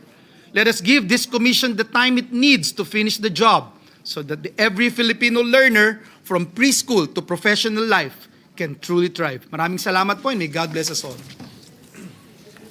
Thank you. Majority Leader. Yes, Mr. President, next to co-sponsor the measure is Senator Bamakino. I move that he be recognized. Senator Bamakino is recognized. Thank you, Mr. President. Mr. President, nais po nating magpahiwatig ng ating kagustuhan, mag-co-sponsor at mag-co-author sa panukalang ito. Alam ho natin na napakahalaga ng gawain ng EDCOM. Nandito po sila. We all know that their work is really important at dahil po sa kanilang trabaho, marami pong nailabas ng mga datos na kinakailangan ng mga policymakers para makagawa ng mga magaganda, mabubuti at responsive na batas para po sa ating kabataan. So we wholeheartedly support Senator Legarda, my counterpart in the Committee on Higher Education, and we hope that through this effort, the EDCOM work can continue and that they will be present to see these reforms come to pass. So maraming salamat, Mr. President, and we will move to insert a lengthier co-sponsorship speech in the records. Maraming salamat po. All right. Majority Leader.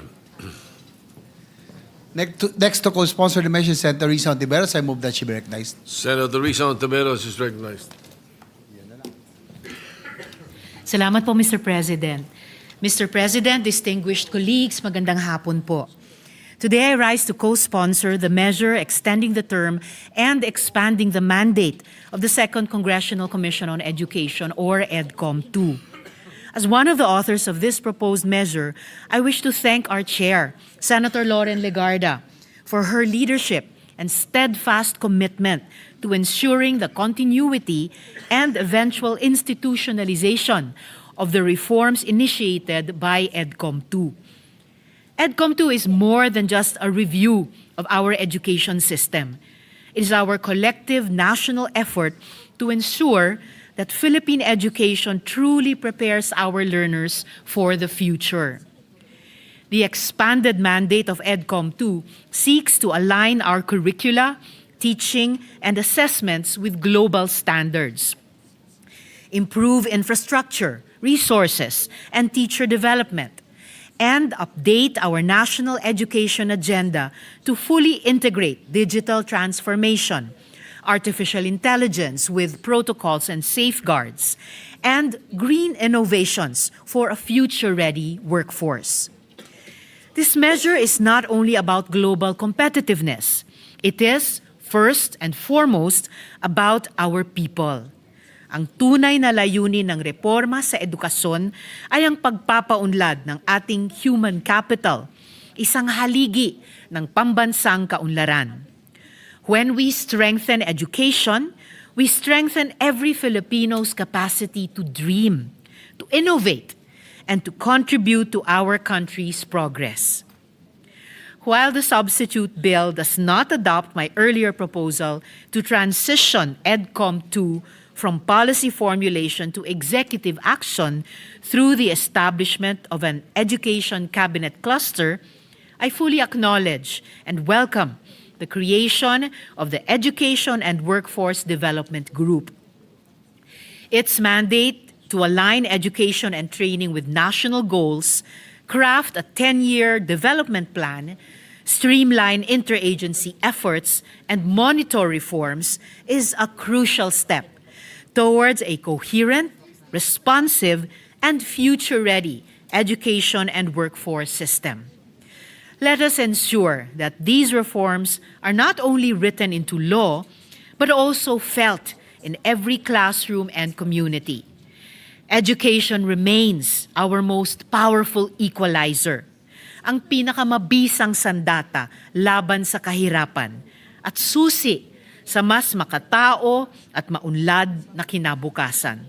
Marami pong salamat, Mr. President. Majority Leader.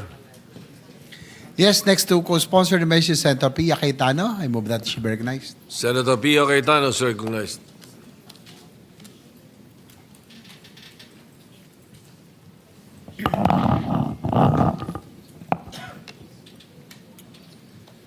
Mr. President, I rise today to co-sponsor Senate Bill number 1483 under Committee Report number 7. This bill seeks to extend the duration of the Second Congressional Commission on Education, or EDCOM-2, for 2 more years. As a former commissioner of EDCOM-2, I have had the privilege of working closely with our education partners in assessing and understanding the true state of Philippine education. Through rigorous research and nationwide consultation, we have seen both the magnitude of our challenges and the opportunities to pursue meaningful and lasting reform. In just 3 years, EDCOM-2 has produced groundbreaking reports, its Year 1 assessment exposing deep systemic fractures, and its Year 2 report fixing the foundations, released just this year, sounding an urgent alarm on the crisis in our early learning stages. These are not mere documents. These are battle cries for a Philippines where no child is left behind, and yet the work is far from done. The complexities we've uncovered demand more time, more deliberate action to turn findings into laws, recommendations into realities. That is why we must extend EDCOM-2 to ensure its momentum carries us through implementation, monitoring, and ultimately measurable progress.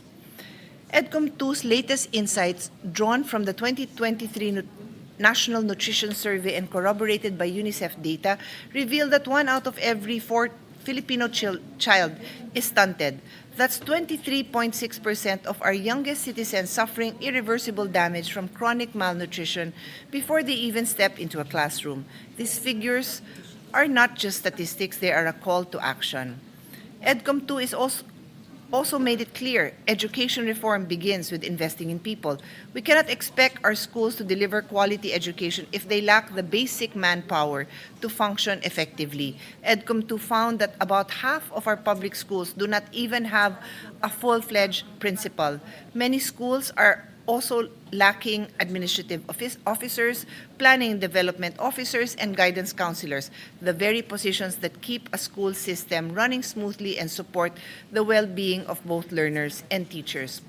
We must see through our investment in this manpower in school heads, admin officers, PDO guidance counselors, and the allied professionals who make inclusive education possible: speech pathologists, occupational physical therapists, and special education teachers.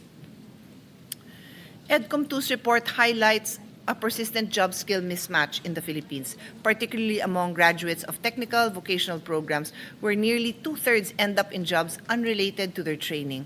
While TVET education increases labor force participation, it does not consistently lead to quality or aligned employment. EDCOM-2 attributes this gap to outdated training regulations, limited industry participation in curriculum design, and weak school-to-work transition systems. These findings underscore the urgent need to align education and training with actual labor market demands, strengthen enterprise-based learning, and ensure that reforms, like those envisioned under EDCOM-2's extended mandate, translate into meaningful employment opportunities for Filipino learners. I also wish to note that the committee report explicitly takes into consideration our bill, Senate Bill number 103, which complements this extension by providing additional mechanisms for education reform and implementation oversight. EDCOM-2 has produced critical studies on learning recovery, teacher quality, early childhood education, higher education governance, and future skills development, studies that have already informed ongoing reforms in curriculum design, teacher training, and interagency coordination. These outputs have strengthened our understanding of what must be done to rebuild our education system after the learning losses caused by the pandemic and years of underinvestment. As the former chair of the Senate Finance Subcommittee that handled the budget of higher and basic education, I have always maintained that education is our country's most powerful and enduring investment. But for that investment to create real and lasting impact, it must be anchored on sound policy, guided by reliable data, and driven by evidence, exactly the kind of foundation that EDCOM-2 provides.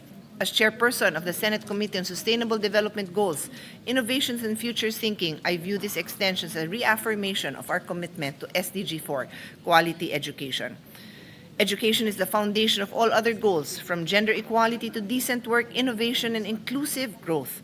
Education reform is not a sprint, it is a marathon. By extending EDCOM 2, we ensure that the work we have begun, built on evidence, collaboration, and foresight, continues until it leads to genuine transformation for every Filipino learner.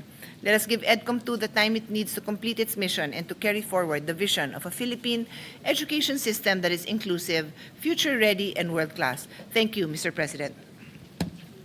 Majority Leader. Mr. President, last to co-sponsor the measure, Senator Robin Hood Padilla, move that he be recognized.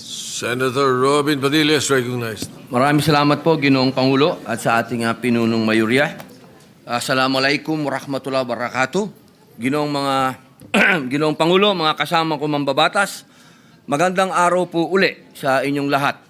Tayo pong lahat ay produkto ng 1986 Revolution. Tayo po ay nasa ilalim ng 1987 Constitution. Ang sabi po ng mga eksperto, ang isa daw pong matagumpay na revolusyon ay ito po ang nasasaad. The new government typically implements significant educational reforms designed to align the system and with the new political and social ideology. The primary goals of education in this context often shift to fostering a new national identity, promoting civic responsibility, and developing a skilled workforce to support the new economy. Malungkot ko pong sasabihin, medyo na-disgrasya po tayo dyan, mga mahal kong kababayan, dahil hindi po natin na-achieve ito. Kaya ako po ay tumatayo ngayon bilang co-sponsor ng panukalang paluwigin ang Second Congressional Commission on Education o EDCOM 2. Sa ating mahal na bayan, malinaw pong nakikita natin na ang krisis sa edukasyon ay hindi lamang numero, hindi lamang datos, kundi muka at buhay ng bawat batang Pilipino na patuloy na umaasang may lugar sila sa mas magandang kinabukasan. Kaya ako po ay nakikiisa sa ating mga pangunahing may akda upang tunay pong sabihin natin na nagtagumpay ang revolusyon noong 1986 bilang miyembro ng Committee on Basic Education at Committee on Finance. Nakita ko po mismo ang sakripisyo ng ating mga guro at ang hirap ng ating mga magulang. At bilang isang ama, ramdam ko sa puso ko na hindi makatarungan ng ating kabataan ay lumaki sa sistemang hindi natutugunan ang kanilang mga pangarap. Isa pong napakasakit tingnan na ang mga anak ko'y nag-aaral sa mga pribadong eskwelahan. Ngunit bilang isang senador, ang mga batang Pilipino ay naghihirap sa mga silid-aralang siksikan sa pampubliko mga paaralan. Gurong pagod na pagod pero patuloy na naglilingkod. Kabataang nagtatangkang mangarap kahit paminsan ay tila kulang ang kanilang preparasyon para sa mga magiging hamon ng buhay. Ito pong pagsulong nito ay isang hamon po sa ating lahat na mambabatas dito sa taas na kapulungan at sa malaking kapulungan sapagkat nakakahiya po ng ating mga anak ay nag-aaral sa mga pribadong paaralan at ang iba ay nasa international schools pa. Ang papapalawig sa EDCOM 2 ay pagkilala na ang sugat ng ating sistema ng edukasyon ay malalim at kailangan ng mas masusing pag-aaral, mas mahabang konsultasyon at mas matibay na pagkilos. Kaya ako po'y nagpapasalamat sa ating mga kasama sa komite, lalo na po sa aming hinahangangang magandang Senadora Loren Legarda at kay hinahangaang Senador Bam Aquino dahil pinakita ninyo na ang edukasyon ay laban ng buong Senado at bilang kasama po ninyo, buong puso po akong sumusuporta sa panukalang ito. Sana po atin pong isulong kung ano daw po ang nasa successful revolution, curriculum overhaul, expansion of access, language of instruction, teacher training recruitment, decentralization, control, base sa cultural at language, vocational and technical skills, at new infrastructure. Maraming salamat po, Ginoong Pangulo. Majority Leader. Mr. President, Senator Christopher Lawrence Bongo would like to be made co-sponsor and request that his co-sponsors his speech on Senate Bill number 1480 be inserted to the records. We will so insert into the records. Mr. President, I move that we suspend consideration of Senate Bill number 1483. Any objection? Hearing none, consideration of 1483 is suspended. Mr. President, the gentleman from Palawan, Senator Erwin Tulfo, would like to deliver a privilege speech. I move that he be recognized. The gentleman from Mimaropa is recognized. Thank you, Mr. President. Mr. President, distinguished colleagues, ladies and gentlemen of this august chamber. Ako po ay tumitindig ngayon upang manawagan para sa ganap na proteksyon ng buong kabundukan ng Sierra Madre. Hindi lamang po sa Isabela, sa Hilaga, kundi hanggang sa lalawigan ng Quezon sa Timog. Noong Sabado at Linggo lamang, nang tumama po ang Super Typhoon Uwan sa Luzon, muli nating nasaksihan ang katatagan ng Sierra Madre. Siya lang naman po ang humarang sa unos, pumigil sa hagupit ng hangin at nagligtas ng milyong-milyong buhay sa Luzon. Tahimik po niya ang ginampanan, Mr. President, muli ang tungkulin bilang ating tagapagligtas. Para pong isang ina na ikinubli ang kanyang mga anak sa dapat sanay nakamamatay na hagupit ni Uwan. Yet, Mr. President, despite its immense importance, the Sierra Madre remains under siege. Mining operations continue to carve scars upon slopes. Illegal logging and massive quarrying erode its soil. Infrastructure and resort developments threaten to fragment its forests. Gayong may mga batas naman gaya ng Republic Act No. 9125 o ang Northern Sierra Madre Natural Park Act of 2001 na naglalayong pangalagaan ito, nananatiling kulang at mahina ang pagpapatupad ng mga probisyong dapat sana'y nagpoprotekta sa natitirang likas na yaman ng ating bansa. Kaya naman, Ginoong Pangulo, nanawagan ako na agad suriin at pagtibayin ang pagpapatupad ng proteksyon sa Sierra Madre.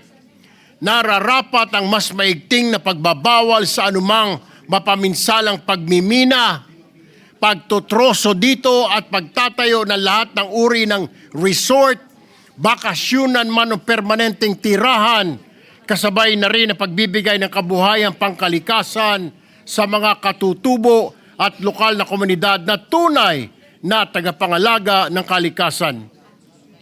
Mga kasama, kung ang Sierra Madre handang isakripisyo ang sarili upang tayo ay mailigtas, hindi ba't napapanahon na tayo naman ang magligtas sa Kanya? Mr. President, colleagues, how many more super typhoons must batter Luzon before we act? How many more floodings and landslides must claim lives before we finally give the Sierra Madre the protection she deserves?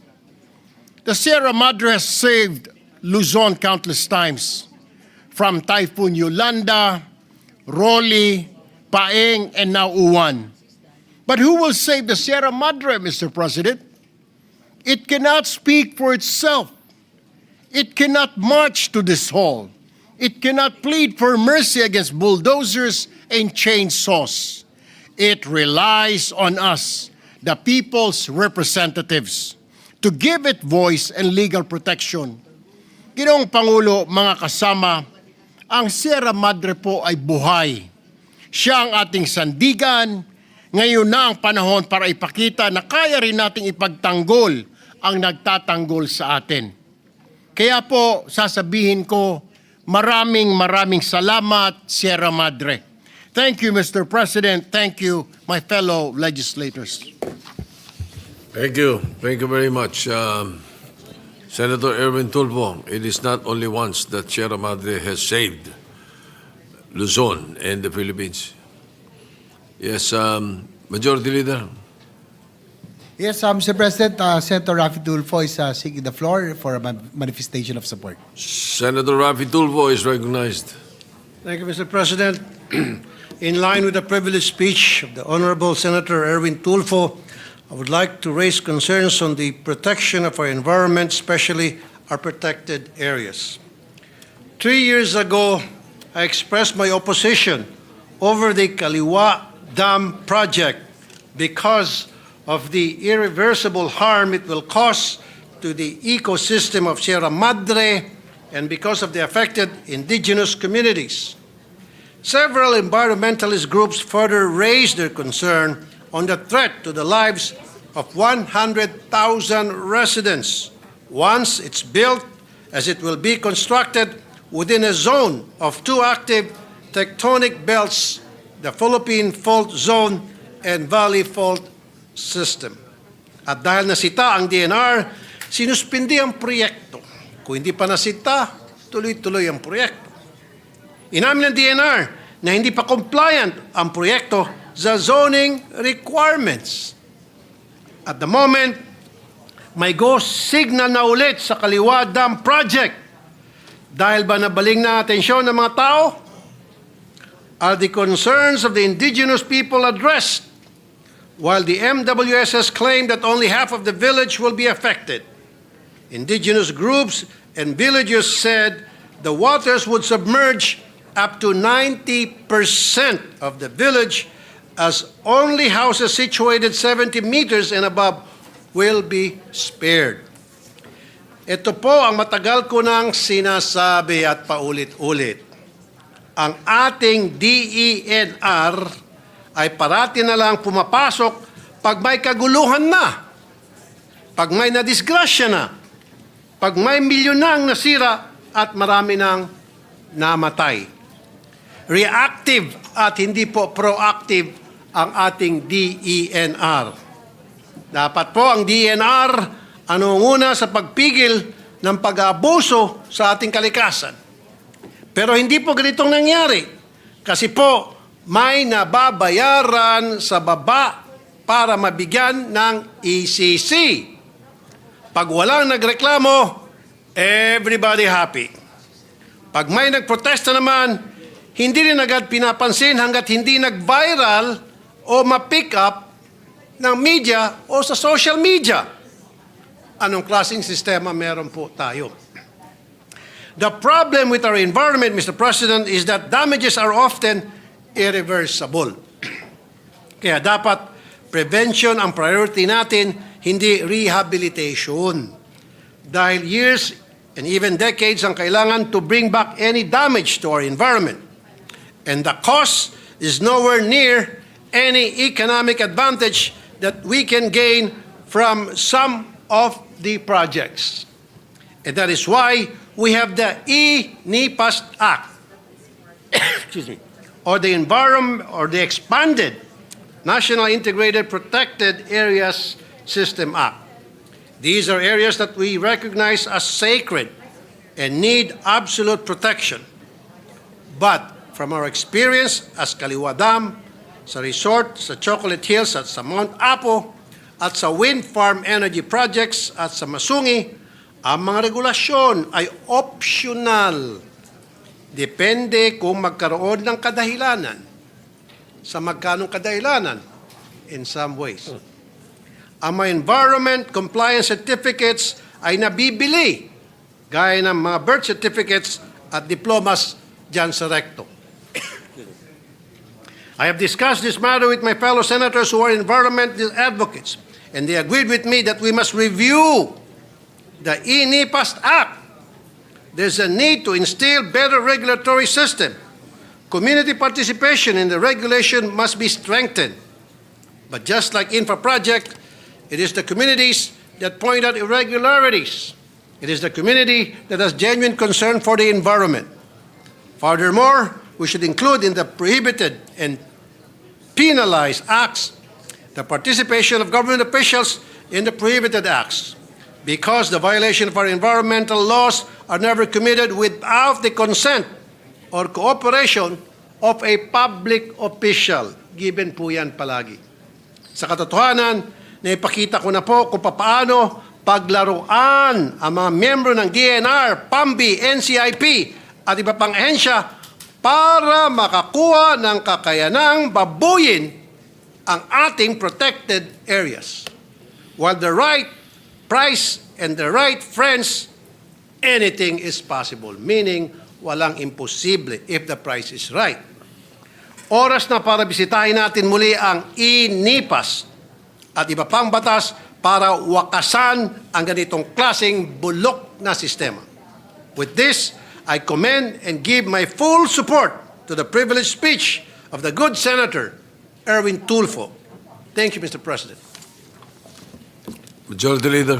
Yes, Mr. President, likewise, I would like to support the privileged speech of Senator Tulfo. I'm also and I have seen how these developers, Mr. President, I have encroached into the Upper Marikina River Basin Protected Watershed. Ito po dapat ang parte ng Sierra Madre na nagpo-protection sa atin po sa Metro Manila. And dati po kami nagmo-motocross yan. We're going, especially during the COVID time. Kahit saan po nakakapunta kami sa Sierra Madre. But lately, in the last few days, hindi na po kami pinapayagan. May mga guardian tumipigil at may mga development na po.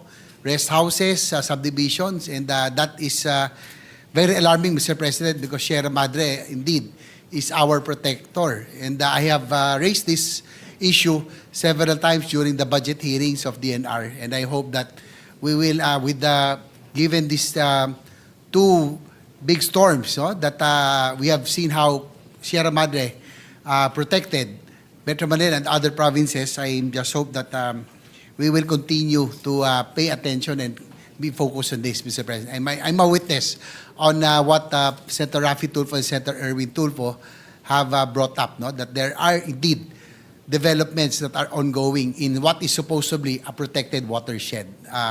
That is the Sierra Madre. Yes, Senator, before we proceed, Mr. President, Senator Risa Ontiveros is seeking the floor. I move that she be recognized. Senator Risa Ontiveros, recognized. Salamat po, Mr. President. Gusto ko lang pong i-manifest yung pagsuporta ko sa diwa ng privilege speech ni Senator Erwin Tulfo. Na-appreciate ko po talaga napapanahon dahil sa muli nga pong pagdanas natin. Hindi lang po dun sa sinasabing storm-breaking capacities ng Sierra Madre, kung hindi yung hindi matatawarang halaga ng pag-reforest sa kanya dahil sa again, hindi matatawarang economic, social, and environmental services na ibinibigay ng pinakamahalagang mountain range sa buong Luzon dito sa ating mga komunidad. At naglulook forward po ako na makipagtrabaho sa mabuting Ginoo mula sa Palawan sa mga kaugnay na panukalang batas sa mga susunod na panahon. At sa panahon din ngayon na papasok po tayo sa plenary interpellations at proposal of amendments sa ating budget para sa taong 2026. Nais ko lang ipaalam sa good gentleman from Palawan na kasalukuyan po kaming nagda-draft, inaayos yung wording at possible sources of funding para sa isang general provision kaugnay ng Sierra Madre Resilience. So muli po, Mr. President, salamat po kay Senator Erwin Tulfo. Salamat po, Mr. President. Mr. President, our Minority Leader, Senator Alan Peter Cayetano, is seeking the floor.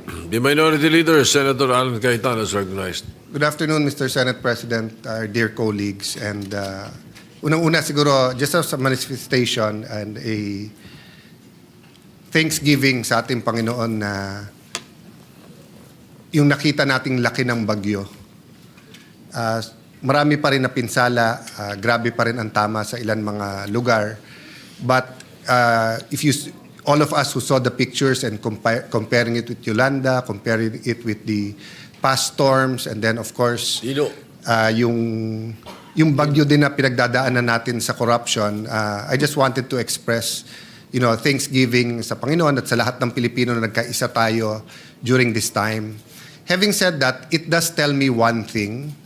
If you see our discussions today, EDCOM, at lahat ng problema na lumabas sa EDCOM, and I'd like to thank Senator Win and Senator now Secretary Angara, lahat ng nasa EDCOM, kayo po ni former Senator Edgardo Angara sa EDCOM 1. Pinag-usapan din natin yung classroom kanina, ngayon naman Sierra Madre. The simple manifestation that I want to do, Mr. President, is that when we start the budget on Thursday, we should start looking at this as an opportunity to do something very decisive and to do it differently. So usually every year we try to do it better. Each Congress, 17, 18, 19, 5, 6, 7, we try to improve, innovate. But etong disruption, etong gulo, etong nagdidebate po tayo, no? Senator Marcoleta, Senator Lacson have different points of view on many things, but I think in the end we all want one thing, di ba? You know, pag nagdadasal po tayo, sabi, your kingdom come here on earth as it is in heaven. At yung kingdom ng Panginoon ay maayos. So the manifestation that I want to make is that I look forward to working with all of you sa budget. But sana ma-convince din natin yung executive department at saka yung House of Representatives, lahat ng ating kababayan, na we have to do things differently. If we have to ban all these kinds of development from Sierra Madre, let's just do it. Diba? If we have to decide, will we take out, suspend muna 2 years from K to 12 habang binibuild yung classroom, or do we move 100 billion to classrooms? Hindi lang classroom yung problema, new schools, yung lupa, EDCOM, problem after problem, nire-report every month, but mabagal tayo magsolusyon. We took out 200 billion from DPWH, almost 300 billion. Ngayon, 50% daw, overpriced. So all of this doesn't have to lead to frustration. All of this can lead to opportunity na, sige, so I put it this way, kanina may nakasalubong akong congressman. Sabi ko, pare, anong pinakagusto mong kumpanya sa Pilipinas? Is it San Miguel? Is it Ayala Corp? Is it PLDT? If I tell you gather 100 people today at bilhin natin, siguro kahit 1,000 taong kunin mo, hindi natin mabibili, di ba? Pero halimbawa, nagkaskandalo yung kumpanya na yan. Bumaksak yung stock nila. At kayo, marami kayo, may cash kayo. Baka mabili nyo. Pag binili nyo, hindi nyo lang itutuloy. Nagkaskandalo nga, nagkaproblema. Pero magandang kumpanya. Anong gagawin nyo? May babaguhin kayo na napakaganda para muling bumangon at lumaki yung kumpanya na yon. So I just like to speak a little bit of encouragement. I know we'll be having deep debates in the next few days, Mr. President, and I look forward to doing it in a very professional manner. But I'd like to encourage all of us that there's an opportunity to do something very different. You know, to really solve, to disrupt, but to be able to quantum leap. So, kumbaga game changer ang kailangan approach natin sa mga panahon na to. Thank you, Mr. President, and thank you, Majority Leader. Majority Leader.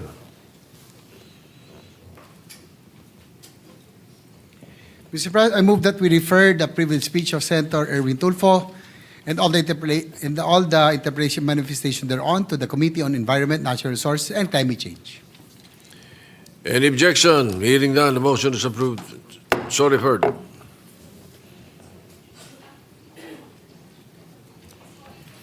Mr. President, the gentleman from Camarines Norte and Nueva Ecija, Senator Robin Hood Padilla, would like to deliver a privilege speech. I move that he be recognized. Senator Robin Padilla is recognized. Maraming salamat po, Ginoong Pangulo, at sa ating pinunong mayorya. Assalamualaikum warahmatullahi wabarakatuh. Ginoong Tagapangulo, mga ginagalang kong kasamahan sa Senado, ako po ay tumitindig sa pulpitong ito ngayong hapon sa bisa ng personal at kolektibong pribilehiyo. Sa mga nagdaang linggo at buwan, sunod-sunod pong sinubok ang ating bayan. Hindi pa man nakakabangon ang ilang lugar sa pagyanig ng lupa, nasundan na agad ng pagbagyo at pagbaha. Sa aking pagpunta kamakailan sa Cebu, nakita ko ang dalawang mukha ng sakuna, ang bigwas ng lindol at hagupit ng bagyo. Magkasunod nilang winasak ang bayan. Mga pader na bumigay, mga bahay at mga establishmentong pinaghirapang itaguyod ng ilang taon ay gumuho. Mga sasakyan na nagkapatong-patong at mga komunidad na hanggang ngayon ay nababalot pa rin ng takot at pangamba. Sa mga ganitong panahon, lagi na lang nating naririnig na pinupuri ang pagiging resilient o matatag ng mga Pilipino. Halos nakatahina ang katangingang ito sa ating pagkatao. Pilipinong matatag, matibay ang loob, matiisin sa gitna ng sakuna. Palibasa ba ang mga Pilipino ay matatag? Dapat bang palagi na lamang siyang makaranas ng paghihirap at pagdurusa? O likas bang delikado talaga ang Pilipinas pagdating sa mga sakuna? O naging ganito na lang kadelikado dahil sa kapabayaan at pagsasamantala? Mahigit po 4 na milyong Pilipino sa 8 rehiyon ang sinalanta ng Bagyong Tino. Mga ari-arian, mahigit 155,000 bahay ang naitalang nawasak, 155,000. At ang naitalang pinagsamang halaga ng pinsala sa agrikultura at infrastructure ay tinatayang nasa 337.6 million at baka tumaas pa. Ang isang hindi katanggap-tanggap at pumupukaw sa dibdib ng bawat Pilipino ay ang mahigit 200 ang naitalang nasawi. Kinain ng putik na lagpas tao at mahigit 100 ang nawawala at mahigit 500 ang sugatan. Habang bumabangon pa lamang ang iba nating mga kababayan at mga institusyon sa nagdaang bagyo, dumating naman ang bagyong uwan na nanalanta sa mahigit 2 milyong Pilipino sa 15 rehiyon. Sa kasalukuyan, mahigit 800,000 ang nasa evacuation centers. 6 ang naitalang nasawi at tinatayang mahigit 4,000 bahay ang napinsala. Naulat din ang pagbaha sa mahigit 200 lugar, habang halos 300 bahagi ng kalsada at higit sa 50 tulay ang hindi madaanan sa kasagsagan ng bagyo. Nakaranas din ng pagkawala ng kuryente at supply ng tubig sa mahigit na 400 lungsod at munisipalidad, kasama na po ang aking probinsyang Camarines Norte. Sa mga karanasan nating ito, nabunyag na naman ang katiwalian sa mga proyekto. Mga maninipis at tinipid na poste ng gusali, mga seawall na madaling masira at bumigay, ang katagang flood control ghost projects pala ay hindi lamang ghost sa kadahilan ng hindi sila nakikita at nararamdaman, kundi dahil mumultuhin tayo ng mga ito sa tuwing magkakaroon ng kalamidad. Mumultuhin tayo ng kapabayaan at katiwalian na pinabayaan nating manuot sa sistema. At kung may dapat tayong mapagtanto sa lahat ng ito, iisa lang ang katotohanan: hindi kalikasan ang may problema. Sistemang bulok at palpak. Kung matatagman ng ating mga mamamayan, hindi po yun nangangahulugan na kailangan nating hayaang dumanas sila ng hirap sa bawat sakuna. Ang resilience na ginagayak ng bawat Pilipino bilang isang tatak ng karangalan ay naging tabing na din na nagkukubli sa kawalan ng pananagutan. Bilang mga mambabatas, tungkulin nating itaguyod sila. Ibsan ng bigat na kanilang dinadala. Mas lalo pang palakasin ng kanilang loob at patatagin ng kanilang diwa. Our people deserve more from us. Hindi salita, hindi grandstanding, kundi sa gawa. Tunay na malasakit at tapat na paglilingkod.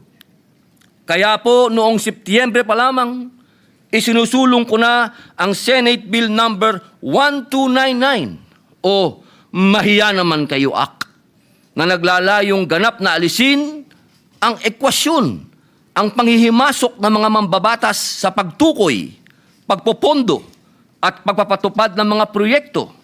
Layon din ng panukalang ito na patatagin ang koordinasyon ng national government sa mga local government units. sa mga infrastructure projects na itatayo sa kanilang mga lugar. Kung ang isang proyektong pang-infrastructure ay itatayo sa isang probinsya, munisipyo, syudad o barangay, dapat ito ay alam ng mga local government officials doon. Hindi na pwedeng surprise na lang ang mga proyekto na ikagugulat ni governor, ni mayor o ni kapitan. Naalala ko pa noong 2024, matapos ang pananalasa ng Bagyong Christine, personal ko pong tinutukan ang pagbaha sa Camarines Sur dahil ako po'y Bicolano. Nakita ko kung paanong ang ilang proyekto ng flood control, imbis na makatulong, ay naging sagabal pa sa natural na daloy ng mga ilog. Isa itong malinaw na halimbawa kung paanong ang hindi konsultadong proyekto ay nagiging sanhi na mas matinding sakuna. Maaalala din na sa kasagsagan ng mga bagyo noong Hulyo nitong taon, nanawagan po si Manila Mayor Isko Moreno na ibigay sa mga LGU ang pamamahala sa mga pasilidad kontra baha. Dapat sa kanila magsimula ang proyekto. Dapat sa kanila manggaling ang plano. Dapat sila ang nagpapasya kung paano magpoprotektahan ang kanilang mga mamamayan. Ang trabaho ng legislatura ay magbigay ng otorisasyon sa pamamagitan ng batas, hindi ng padrino. Magbigay ng gabay, magbigay ng solusyon, hindi ng problema. Kung pumalpak ang proyekto, kung may pagkukulang, dapat malinaw kung sino ang mananagot, hindi na kung ano-ano pang investigasyon. Ngunit, kahit ayusin natin ang sistema, paano po tayo makakaiwas sa sakuna kung hindi natin alam ang panganib? Kaya, isinusulog ko rin po ang Senate Bill number 1481, ang National Hazard Mapping Act. Kailangan natin ng malinaw, kumpleto at updated na pambansang mapa ng panganib. Isang mapang magsasabi kung saang delikado tumira, kung saan hindi dapat magtayo, at kung saan dapat ililikas ang mga pamilya bago dumating ang bagyo, lindol o pagguho. Ang mapang ito ay buuin sa pamamagitan po ng koordinasyon ng DNR, NAMRIA, DOST, Climate Change Commission, NDRRMC at DILG, at i-update tuwing 5 taon. Ang mapang ito ang magiging gabay ng LGU sa zoning, urban planning, relocation at emergency response. Hindi pwedeng hula-hula ang buhay ng Pilipino. Hindi pwedeng tsambahan ang kaligtasan ng komunidad. Ang respeto sa siyensya ay respeto sa buhay. Sa diwa ng katarungang panlipunan at malasakit, ang inyong lingkod ay maghahain din po ng isang resolusyon na nanawagan sa lahat ng government financial institution at iba pang ahensya na magpatupad ng pansamantalang moratorium sa pagbabayad ng utang sa mga lugar na idiniklarang nasa ilalim ng state of calamity. At humihikayat sa mga pribadong bangko at institusyon na makiisa sa diwang ito. Sa ganitong sitwasyon na labis na silang sinubok ng panahon, huwag na natin pong dagdagan pa ang kanilang pagkalugmok. Ako rin ay nananawagan sa ating pamahalaan at sa mga kapwa lingkod bayan na pawiin muna ang mga labis na formalidad, masalimuot na proseso, at mahigpit na requirement sa pagbibigay ng serbisyo sa ating mga kababayang labis na naapektuhan ng kalamidad. Sa panahon ng pangangailangan, ang agarang tulong ay hindi dapat hadlangan ng masyadong maburokrasyang pagkilos dahil ang bawat segundo ay mahalaga sa buhay at pagbangon ng ating mga mamamayan. Huwag nating gawing normal ang pagtitiis, ang pag-akyat sa bubong, ang paglusong sa tubig baha at putik na may panganib na makuryente. Sa makatwid, hindi palibasay sila'y matatag. Maaari na nating hayaang maging normal na bahagi ng buhay ng Pilipino ang pagdurusa. Ang resilience ay dapat sandata. hindi kapalit ng responsableng pamamahala. Ang katatagan ay dapat pinupunan ng tulong, hindi inaabuso ng kapabayaan. Ang pagtitiis ay hindi parusa. Kaya muli, ako po'y nananawagan. Mahiya naman tayo kung inuuna natin ang politika kaysa buhay. Mahiya tayo kung kaya nating manahimik habang may nagdurusa. Ngunit kung kikilos tayo ngayon, kung iwawasto natin ang sistema, kung uunahin natin ang pagmamalasakit kaysa pamumulitika, maibabalik natin ang dangal sa serbisyo publiko. May pag-asa pa ang Pilipinas. Ngayon ang panahon para makita ang peligro bago dumating ang trahedya. Ngayon ang panahon para hindi lang tayo maging matatag, kung hindi maging ligtas. Ngayon ang panahon para protektahan ang buhay ng Pilipino, hindi ang kapangyarihan. Mga kasama, mga kapwa ko lingkod bayan. Sa akin pong pag-ikot, kitang-kita ko po ang hindi ko po maipaliwanag sapagkat hindi na po kailangan ng matinding research o mga scientists kung anong naging problema dito sa ating bayan, ba't maraming namamatay. Saan po kayo nakakita na mga riverbed may nakatirang tao? Mga daanan ng tubig, ginawang tirahan ng tao at ginawa pang barangay. Siguro naman po mga kasama, kitang-kita na natin kung saan ang problema. Ang kailangan po natin ngayon ay political will.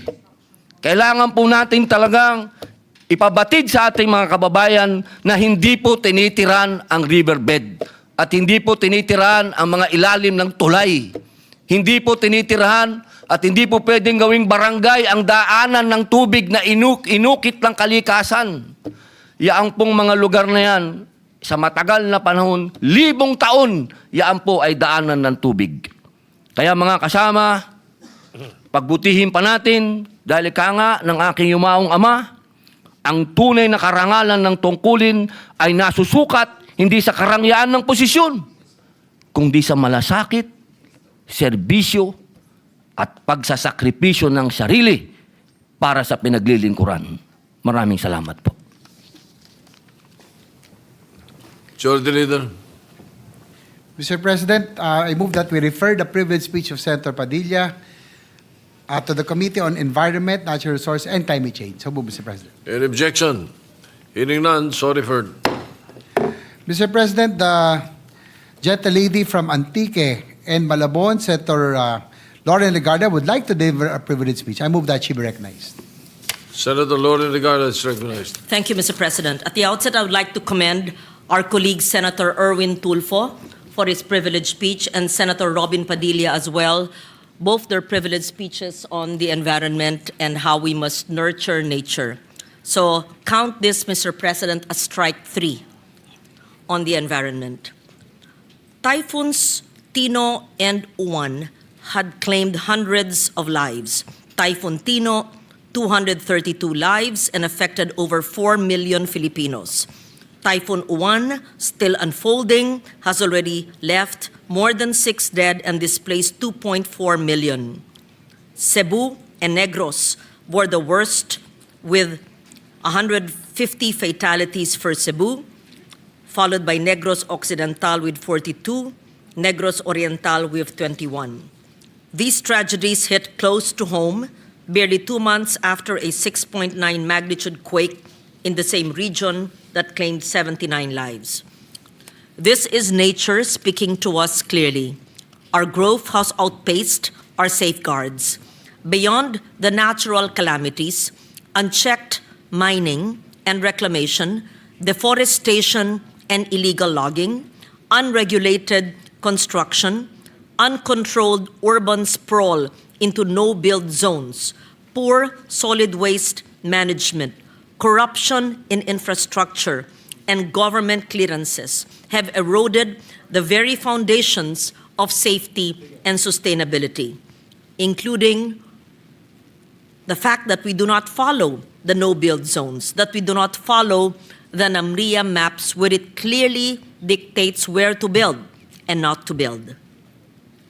For decades, we've answered floods with concrete, higher walls, longer dikes, deeper drains. Yet every storm proves that concrete alone cannot protect us, especially when it's weakened by corruption, flawed clearances, or lost as ghost projects. The Department of Environment and Natural Resources Water Resources Management Office recently evaluated over 4,000 flood control projects nationwide. The findings are alarming. 42% were problematic, unconstructed, duplicated, or already existing. Nearly 30% were poorly situated, dikes that block natural river flow, protect idle lands, or redirect water into communities. Some projects the DNR confirms were reclamation in disguise, converting riverbanks and wetlands into land development zones. Even more alarming, the DPWH admitted that many flood control projects lacked environmental clearance certificates, despite being environmentally critical and high risk. Worse, the agency itself acknowledged that some of these structures have actually worsened flooding and, in fact, should be dismantled altogether. We spent billions for safety. Instead, we engineered vulnerability. To this, science tells us what experience has long confirmed. Flooding cannot be solved by fighting nature. It can only be managed by working with it. The UP Resilience Institute urges a shift from rigid mega projects to flexible, nature-based, science-driven systems. At its core, flood protection should begin not with cement, but with soil, trees, and ecosystems, a layered defense shaped by nature's design. Upstream, we must restore our watersheds. Our forests are the first line of defense. When watersheds fail, everything downstream suffers. Reforest degraded mountain slopes with native tree species. Establish bamboo and vetiver groves along riverbanks to anchor soil and slow runoff.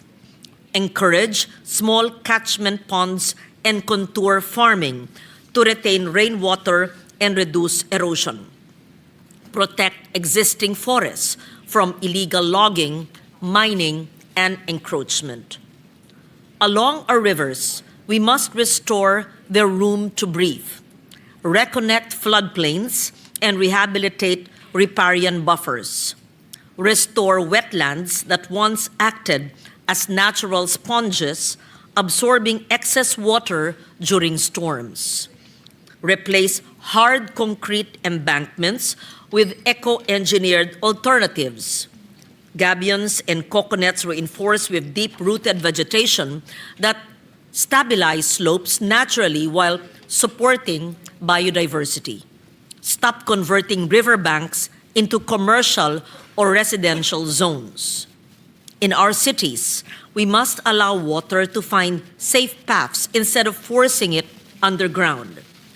Build sponge infrastructure, permeable pavements, bioswales, rain gardens, and retention parks that absorb runoff instead of channeling it.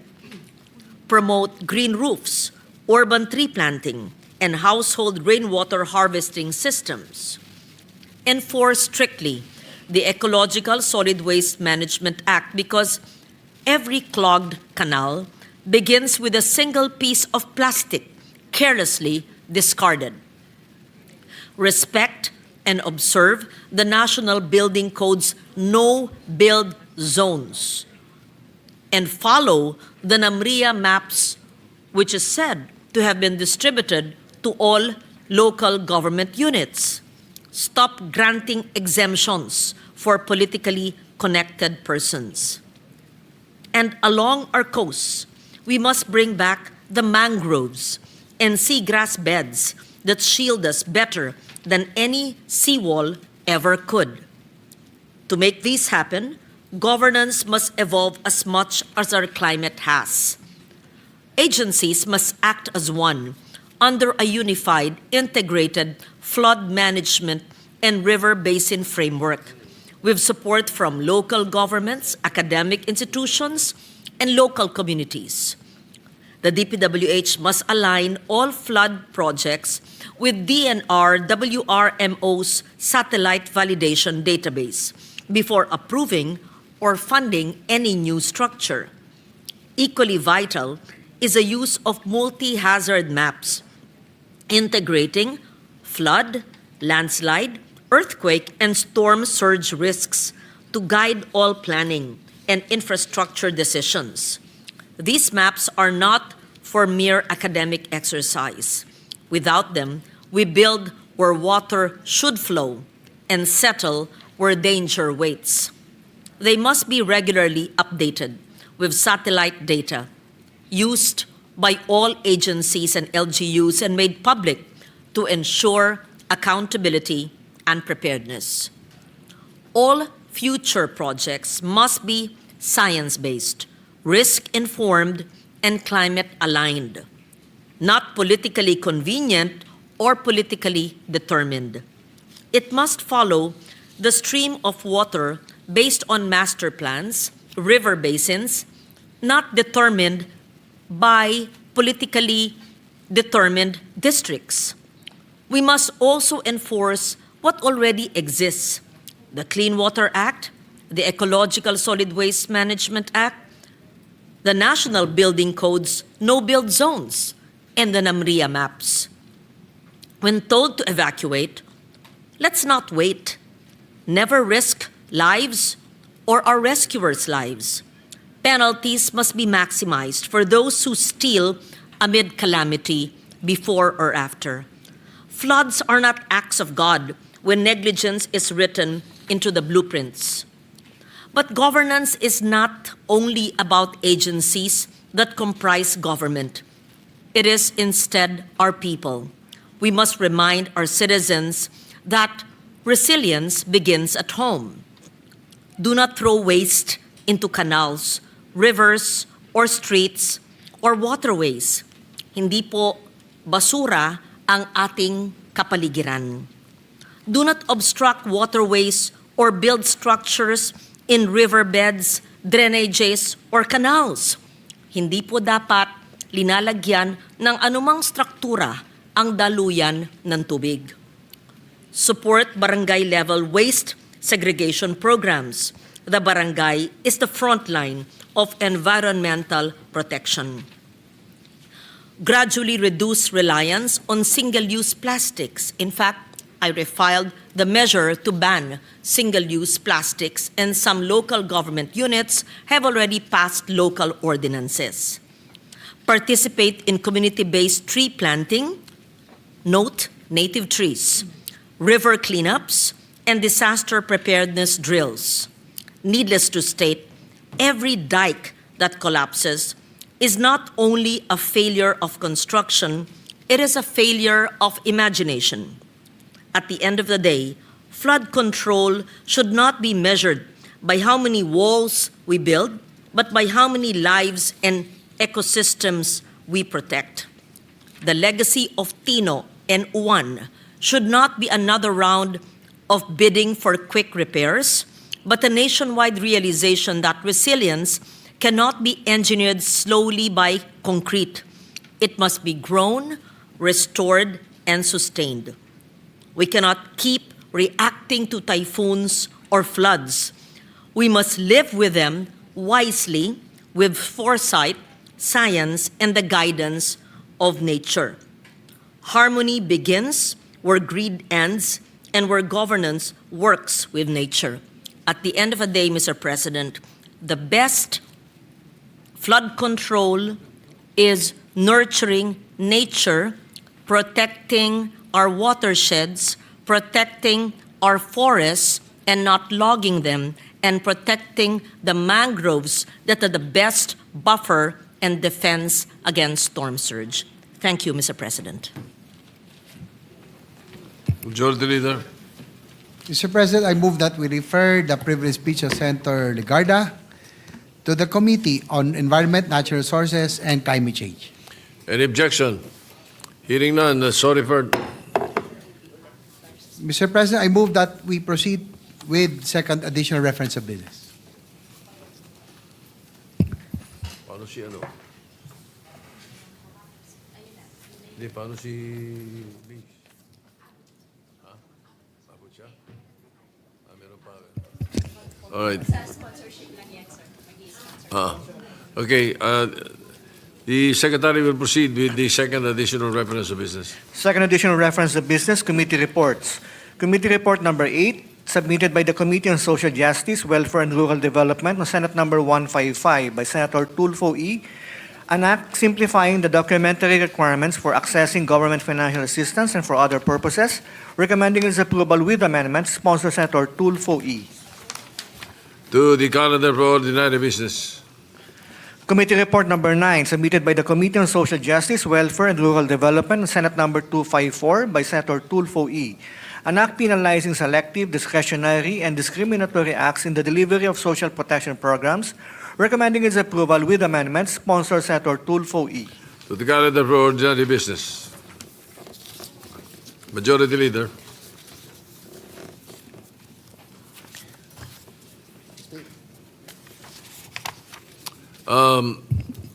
The session is suspended before we recognize again the Majority Leader.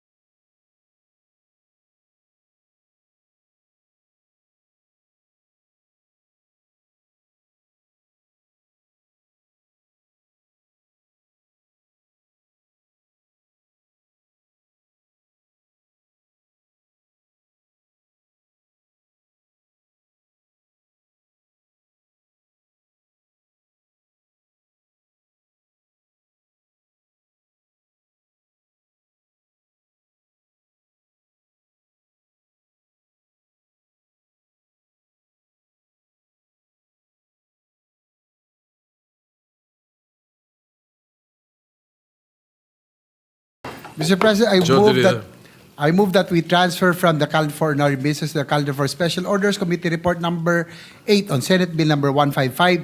This is the bill on the simplified government aid access. So move, Mr. President. Any objection?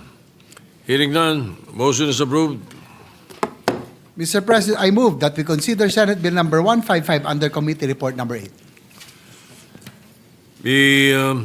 Any objection? Motion is approved. Consideration of Senate Bill number 155 is now in order. The Secretary is directed to read the title of the bill without prejudice to inserting into the records the whole text thereof. An act simplifying the documentary requirements for accessing government financial assistance and for other purposes. Majority Leader. To sponsor the measure, I move that we recognize Senator Erwin Tulfo, the chairperson of the Committee on Social Justice, Welfare, and Rural Development. So move, Mr. President. Hearing no objection, Senator Erwin Tulfo is recognized to sponsor the measure.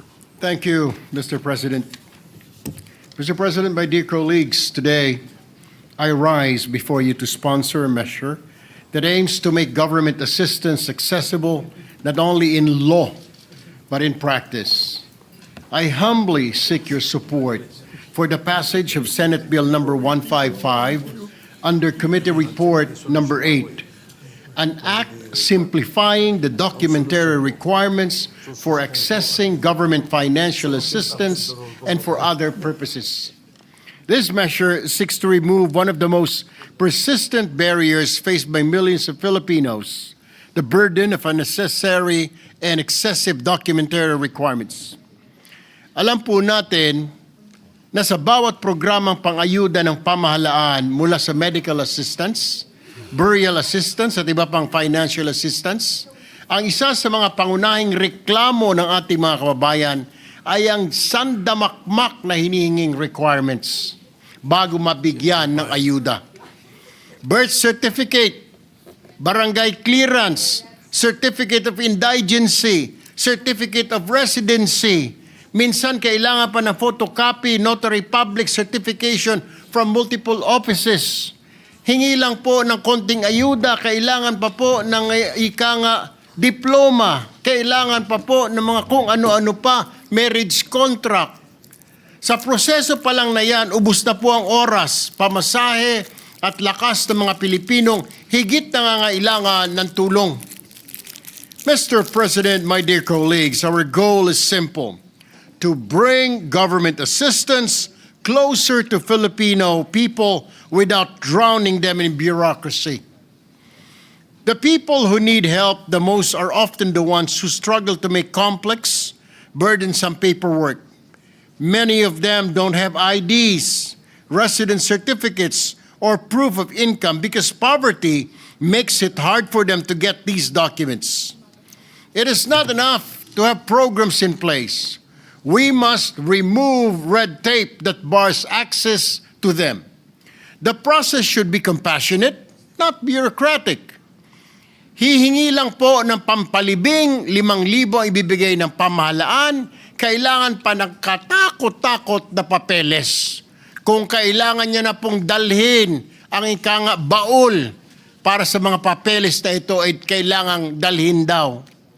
Napakahaba po, Ginoong Pangulo, at ang masaklap pa, papabalik-balikin pa ang pobre na pamasahe lang ay problema na nga. Kailangan ang lumabas ng pasyente sa araw na yon, bababalik pa sa Biyernes o next week. Marami sa kanila ay nakatira sa malalayong barangay, walang access sa internet o printer. At kailangan pang mag-antay ng ilang araw sa mga opisina ng gobyerno. Under this bill, Mr. President, all national and local government agencies and instrumentalities, including but not limited to DSWD, DOH, PhilHealth, and PCSO, will be mandated to standardize documentary requirements to only those strictly necessary to establish eligibility. Beneficiaries in need shall only be required to submit 1. Valid ID, 2. Billing statements, and 3. Referral or endorsement letter issued by the city or municipal social welfare and development office or duly authorized local social worker or original or certified true copy of medical certificate, medical abstract of death certificate, whichever is applicable, and process request for assistance maximum of 3 working days upon submission of complete documents. In short, this bill promotes efficiency, transparency, and compassionate governance. Simplification does not mean we remove accountability. It means we trust our citizens and we trust our systems to be efficient, secure, and people-centered. Mr. President, my dear colleagues, this measure is a step toward more responsive and caring bureaucracy, a legislative measure that truly understands the daily realities of ordinary Filipinos. Sa bawat forms at documentary requirements na ating tinanggal ay may isang pamilyang makakatanggap ng tulong ng mas mabilis, Ginoong Pangulo. At sa bawat araw na natitipid sa proseso, may buhay na maaring naliligtas o mapabuti. I humbly urge you, my dear colleagues, to support the immediate passage of this measure. In doing so, let us make public service truly in service of the public.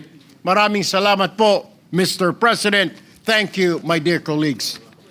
Thank you, Senator Tulfo. The Majority Leader. Mr. President, I move that we suspend consideration of Senate Bill number 155. Any objection? Hearing none, the suspend consideration of the measure. Mr. President, Senator Estrada would like to be made co-sponsor and request that his co-sponsors his speech on Senate Bill number 155 be inserted to the record. The so inserted. Senator Robin Padilla, you were seeking the floor.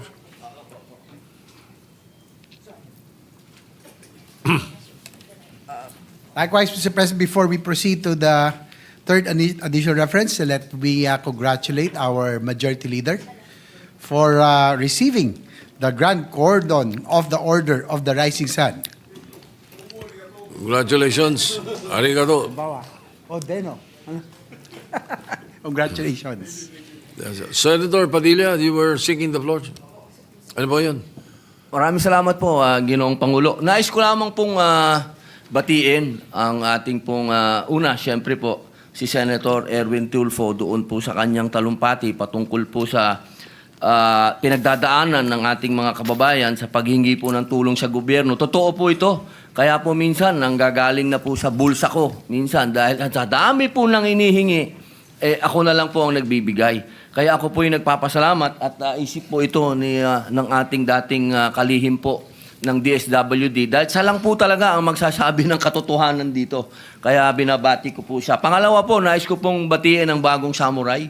Ang aking pong lakan, Senator Mig Subiri. Ako po'y saludo sa inyo. Lahat po ng martial artist dito ngayon sa Pilipinas ay sumasaludo po sa inyo. Yun lamang po. Maraming salamat po.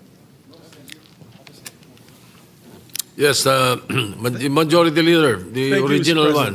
First of Senator all, thank Seville. you. I would like to thank Senator J.V. Ejercito for pitching in for me today. I'll give a full report, Mr. Senate President, on the award that was given me today. I am still speechless because I was with the Emperor of Japan just this morning. Yung pantalon ko, yun yung suot ko eh. Kala ko nga, papasok na ako, naka-white tie.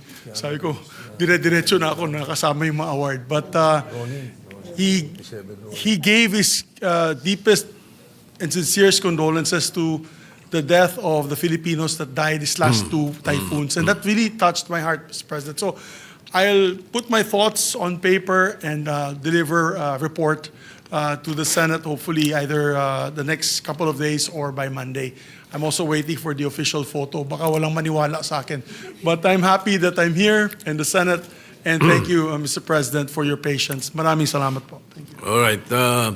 So you're sure you are a samurai and not Ronin?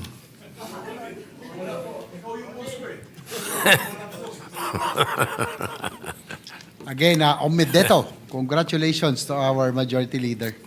Mr. President, I move that we proceed to the third additional reference of business. Secretary will proceed the third additional reference of business. Third additional reference of business resolutions. Proposed resolution number 147, congratulating and commending the Philippine contingent to the 2025 International Practical Shooting Confederation Handgun World Shoot 20 for emerging victorious in said competition held from September 11 to 28, 2025 at the Frontier Shooting Range in Batlosona, South Africa. Senator Zubiri. To the Committee on Rules. Resolution 148, commending and congratulating Lovely May Orbeta for winning the historic gold medal, and Alexis Toilo, Noel Malikdem, Janice Hinojales, Giselle Bulahao, Eileen Oclarit, and Orbeta for claiming 2 bronze medals in the World Darts Federation World Cup held in Gyeonggi-do, South Korea from 22 to 27 September 2025. Senator Estrada. Referred to the Committee on Rules. Resolution 149, directing the Senate Committee on Labor and Employment to conduct an inquiry in aid of legislation to establish mechanisms for business adaptation and the protection of employee rights in the business process, outsourcing sector during calamities and emergencies. Senator Tulfo R. Referred to the Committee on Labor. Resolution 150, directing the appropriate Senate Committee to conduct an inquiry in aid of legislation on the proliferation of text scams sent through legitimate numbers of telecommunication companies, banks, and other service providers with the end in view of reviewing the implementation of RA 11934 or the SIM Registration Act. Senator Ejercito. To the Committees on Public Services and Banks. Resolution 151, commending the Yamaha Philippine Racing Team riders for their outstanding performance and exemplary representation of the Philippines in the recently concluded 2025 Asia Road Racing Championship. Senator Ejercito. To the Committee on Rules. Resolution 152, directing the appropriate Senate Committee to conduct an inquiry in aid of legislation on the situation of sick persons deprived of liberty, with the end in view of ensuring their right to health, access to humane conditions of detention, and strengthening the institutional mechanisms for compassionate release and adequate medical care. Senator Tulfo E. To the Committee on Justice. Please proceed with the fourth additional reference of business. Fourth additional reference of business, bills on first reading, Senate number 1448. An act renewing for another 25 years the franchise granted to End-Time Mission Broadcasting Service under RA 9342. An act granting the End-Time Mission Broadcasting Service a franchise to construct, install, establish, operate, and maintain for educational and commercial purposes radio and television broadcasting stations in the Philippines. Senator Ejercito. To the Committee on Rules. Senate number 1449, an act modernizing the Technical Education and Skills Development Authority, repealing for the purpose RA 7796, otherwise known as the TESDA Act of 1994. Senator Villanueva.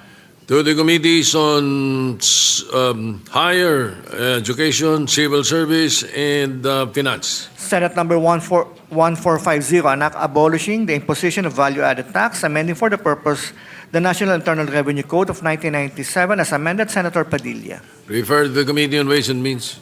Senate number 1451, an act providing for the revised charter of the Overseas Filipino Bank, providing funds therefore and for other purposes. Senator Padilla. To the Committee on Banks, Migrant Workers, and Finance. Senate number 1452, an act abolishing the Philippine International Trading Corporation and for other purposes. Senator Marcos. To the Committees on Trade, Civil Service, and Finance. 1453, an act prohibiting the unlawful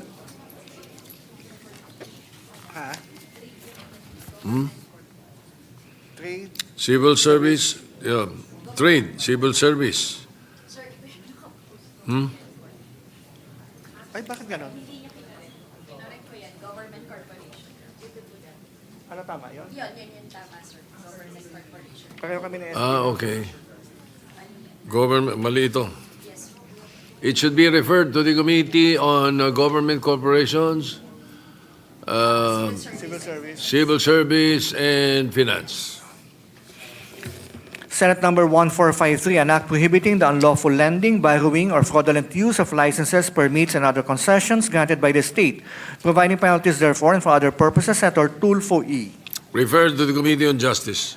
1454, an act promoting the adoption of digital payments for financial transactions of the government and all merchants and for other purposes. Senator Tulfo E.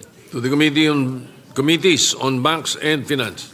1455, an act abolishing the Department of Budget and Management, Procurement Service, DBMPS, and for other purposes. Senator Marcos. To the Committees on Finance, Civil Service. Senate number 1456, an act imposing excise tax on single-use plastic bags, amending for the purpose Section 288 and adding a new Section 150C in the National Internal Revenue Code of 1997 as amended and for other purposes. Senator Tulfo E. Referred to the Committee on Ways and Means. Senate Number 1457, an act strengthening the coconut farmers' participation in the utilization of the Coconut Farmers and Industry Trust Fund, amending for the purpose certain provisions of RA 11524, otherwise known as the Coconut Farmers and Industry Trust Fund Act, and for other purposes, Senator Tulfo E. Referred to the Committees on Agriculture and Finance. Senate Number 1458, an act ordaining a national policy of free housing through use of rock and appropriating funds therefore, Senator Villar C. To the Committees on Urban Planning, Local Government and Finance. Senate Number 1459, an act strengthening the role of local and regional development councils in the national budget process by requiring the prior endorsement as a requisite or condition sine qua non for the inclusion of any infrastructure project in the National Expenditure Program in the General Appropriations Act and the release of its corresponding allotment, Senator Escudero. To the Committees on Finance and Local Government. Senate Number 1460, an act institutionalizing the medical assistance to indigent and financially incapacitated patients, MAFI program, appropriating funds therefore, and for other purposes, Senator Marcos. To the Committees on Health, Social Justice and Finance. Senate Number 1461, an act institutionalizing budget transparency and accountability safeguards in the inclusion and implementation of any and all infrastructure projects in the National Expenditure Program in the General Appropriations Act, Senator Escudero. To the Committee on Finance. Senate Number 1462, an act establishing a framework for blue economy, promoting stewardship and sustainable development of coastal and marine ecosystems and resources, Senator Tulfo R. To the Committees on Economic Affairs, Environment and Finance. Senate Number 1463, an act mandating the establishment of a national budget blockchain system to ensure transparency and accountability in government spending, Senator Tulfo R. To the Committees on Science and Technology and Finance. Senate Number 1464, an act providing for a Magna Carta for barangays, Senator Tulfo R. To the Committees on Local Government, Ways and Means and Finance. Senate Number 1465, an act establishing a national energy policy and regulatory framework for facilities utilizing waste-to-energy technology, Senator Tulfo R. To the Committees on Energy, Environment, Ways and Means and Finance. Senate Number 1466, an act further amending Republic Act Number 7836, otherwise known as the Philippine Teachers Professionalization Act of 1994, as amended by RA 9293, Senator Tulfo R. To the Committee on Civil Service. Senate Number 1467, an act institutionalizing detailed unit price analysis system in the determination of appropriations for any and all infrastructure projects in the National Expenditure Program and the General Appropriations Act, Senator Escudero. To the Committees on Finance and Public Works. Senate Number 1468, an act creating the Abra River Basin Development Authority, prescribing its powers and functions, appropriating funds therefore, Senator Marcos. To the Committees on Government Corporations, Economic Affairs, Ways and Means and Finance. 1469, an act amending Republic Act Number 11350, otherwise known as the National Commission of Senior Citizens Act, and for other purposes, Senator Gatchalian. To the Committees on Social Justice, Civil Service, that's it. Senate Number 1470, an act abolishing the collection of bill deposits by distribution utilities and electric cooperatives, mandating the refund of existing bill deposits, and for other purposes, Senator Gatchalian. To the Committees on Energy and Public Services. 1471, an act amending Republic Act Number 11037, otherwise known as the Masustansyang Pagkain para sa Batang Pilipino Act, appropriating funds therefore and for other purposes, Senator Tulfo E. To the Committees on Basic Education, Agriculture and Finance. 1472, an act imposing excise tax on single-use plastic bags, amending for the purpose Section 288 and adding a new Section 150C in the National Internal Revenue Code of 1997 as amended, Senator Tulfo R. Referred to the Committee on Ways and Means. Senate Number 1473, an act instituting the medical assistance to indigent and financially incapacitated patients under the framework of the Universal Healthcare for All Filipinos, amending for the purpose RA 11223, otherwise known as the Universal Healthcare Act, Senator Tulfo R. To the Committees on Health, Social Justice and Finance. Senate Number 1474, an act enhancing protection against online hate, online harassment, and cyber libel, prescribing penalties therefore and for other purposes, Senator Ejercito. To the Committees on Justice and Public Information.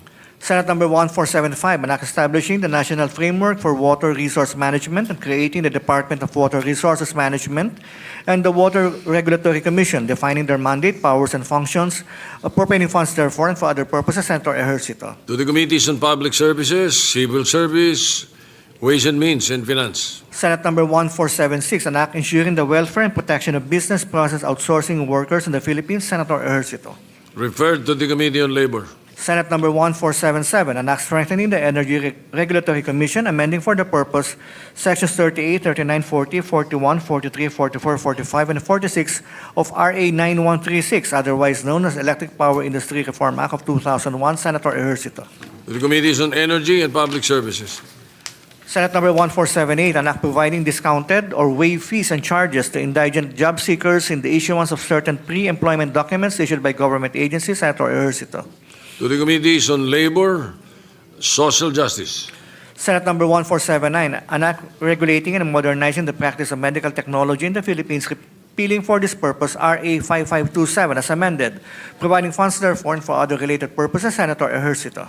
To the Committees on Civil Service, Health, and Finance. Senate Number 1480, an act creating the Migrant Workers Relations Commission, Senator Tulfo R. To the Committees on Migrant Workers, Civil Service, and Finance. Senate Number 1481, an act providing for the issuance of a list of low-lying areas of the Philippine territory vulnerable to rising sea levels as a result of climate change and areas at high risk for natural disasters, establishing no-build zones therein and appropriating funds therefore and for other purposes, Senator Padilla. To the Committees on Environment and Finance. Majority Leader.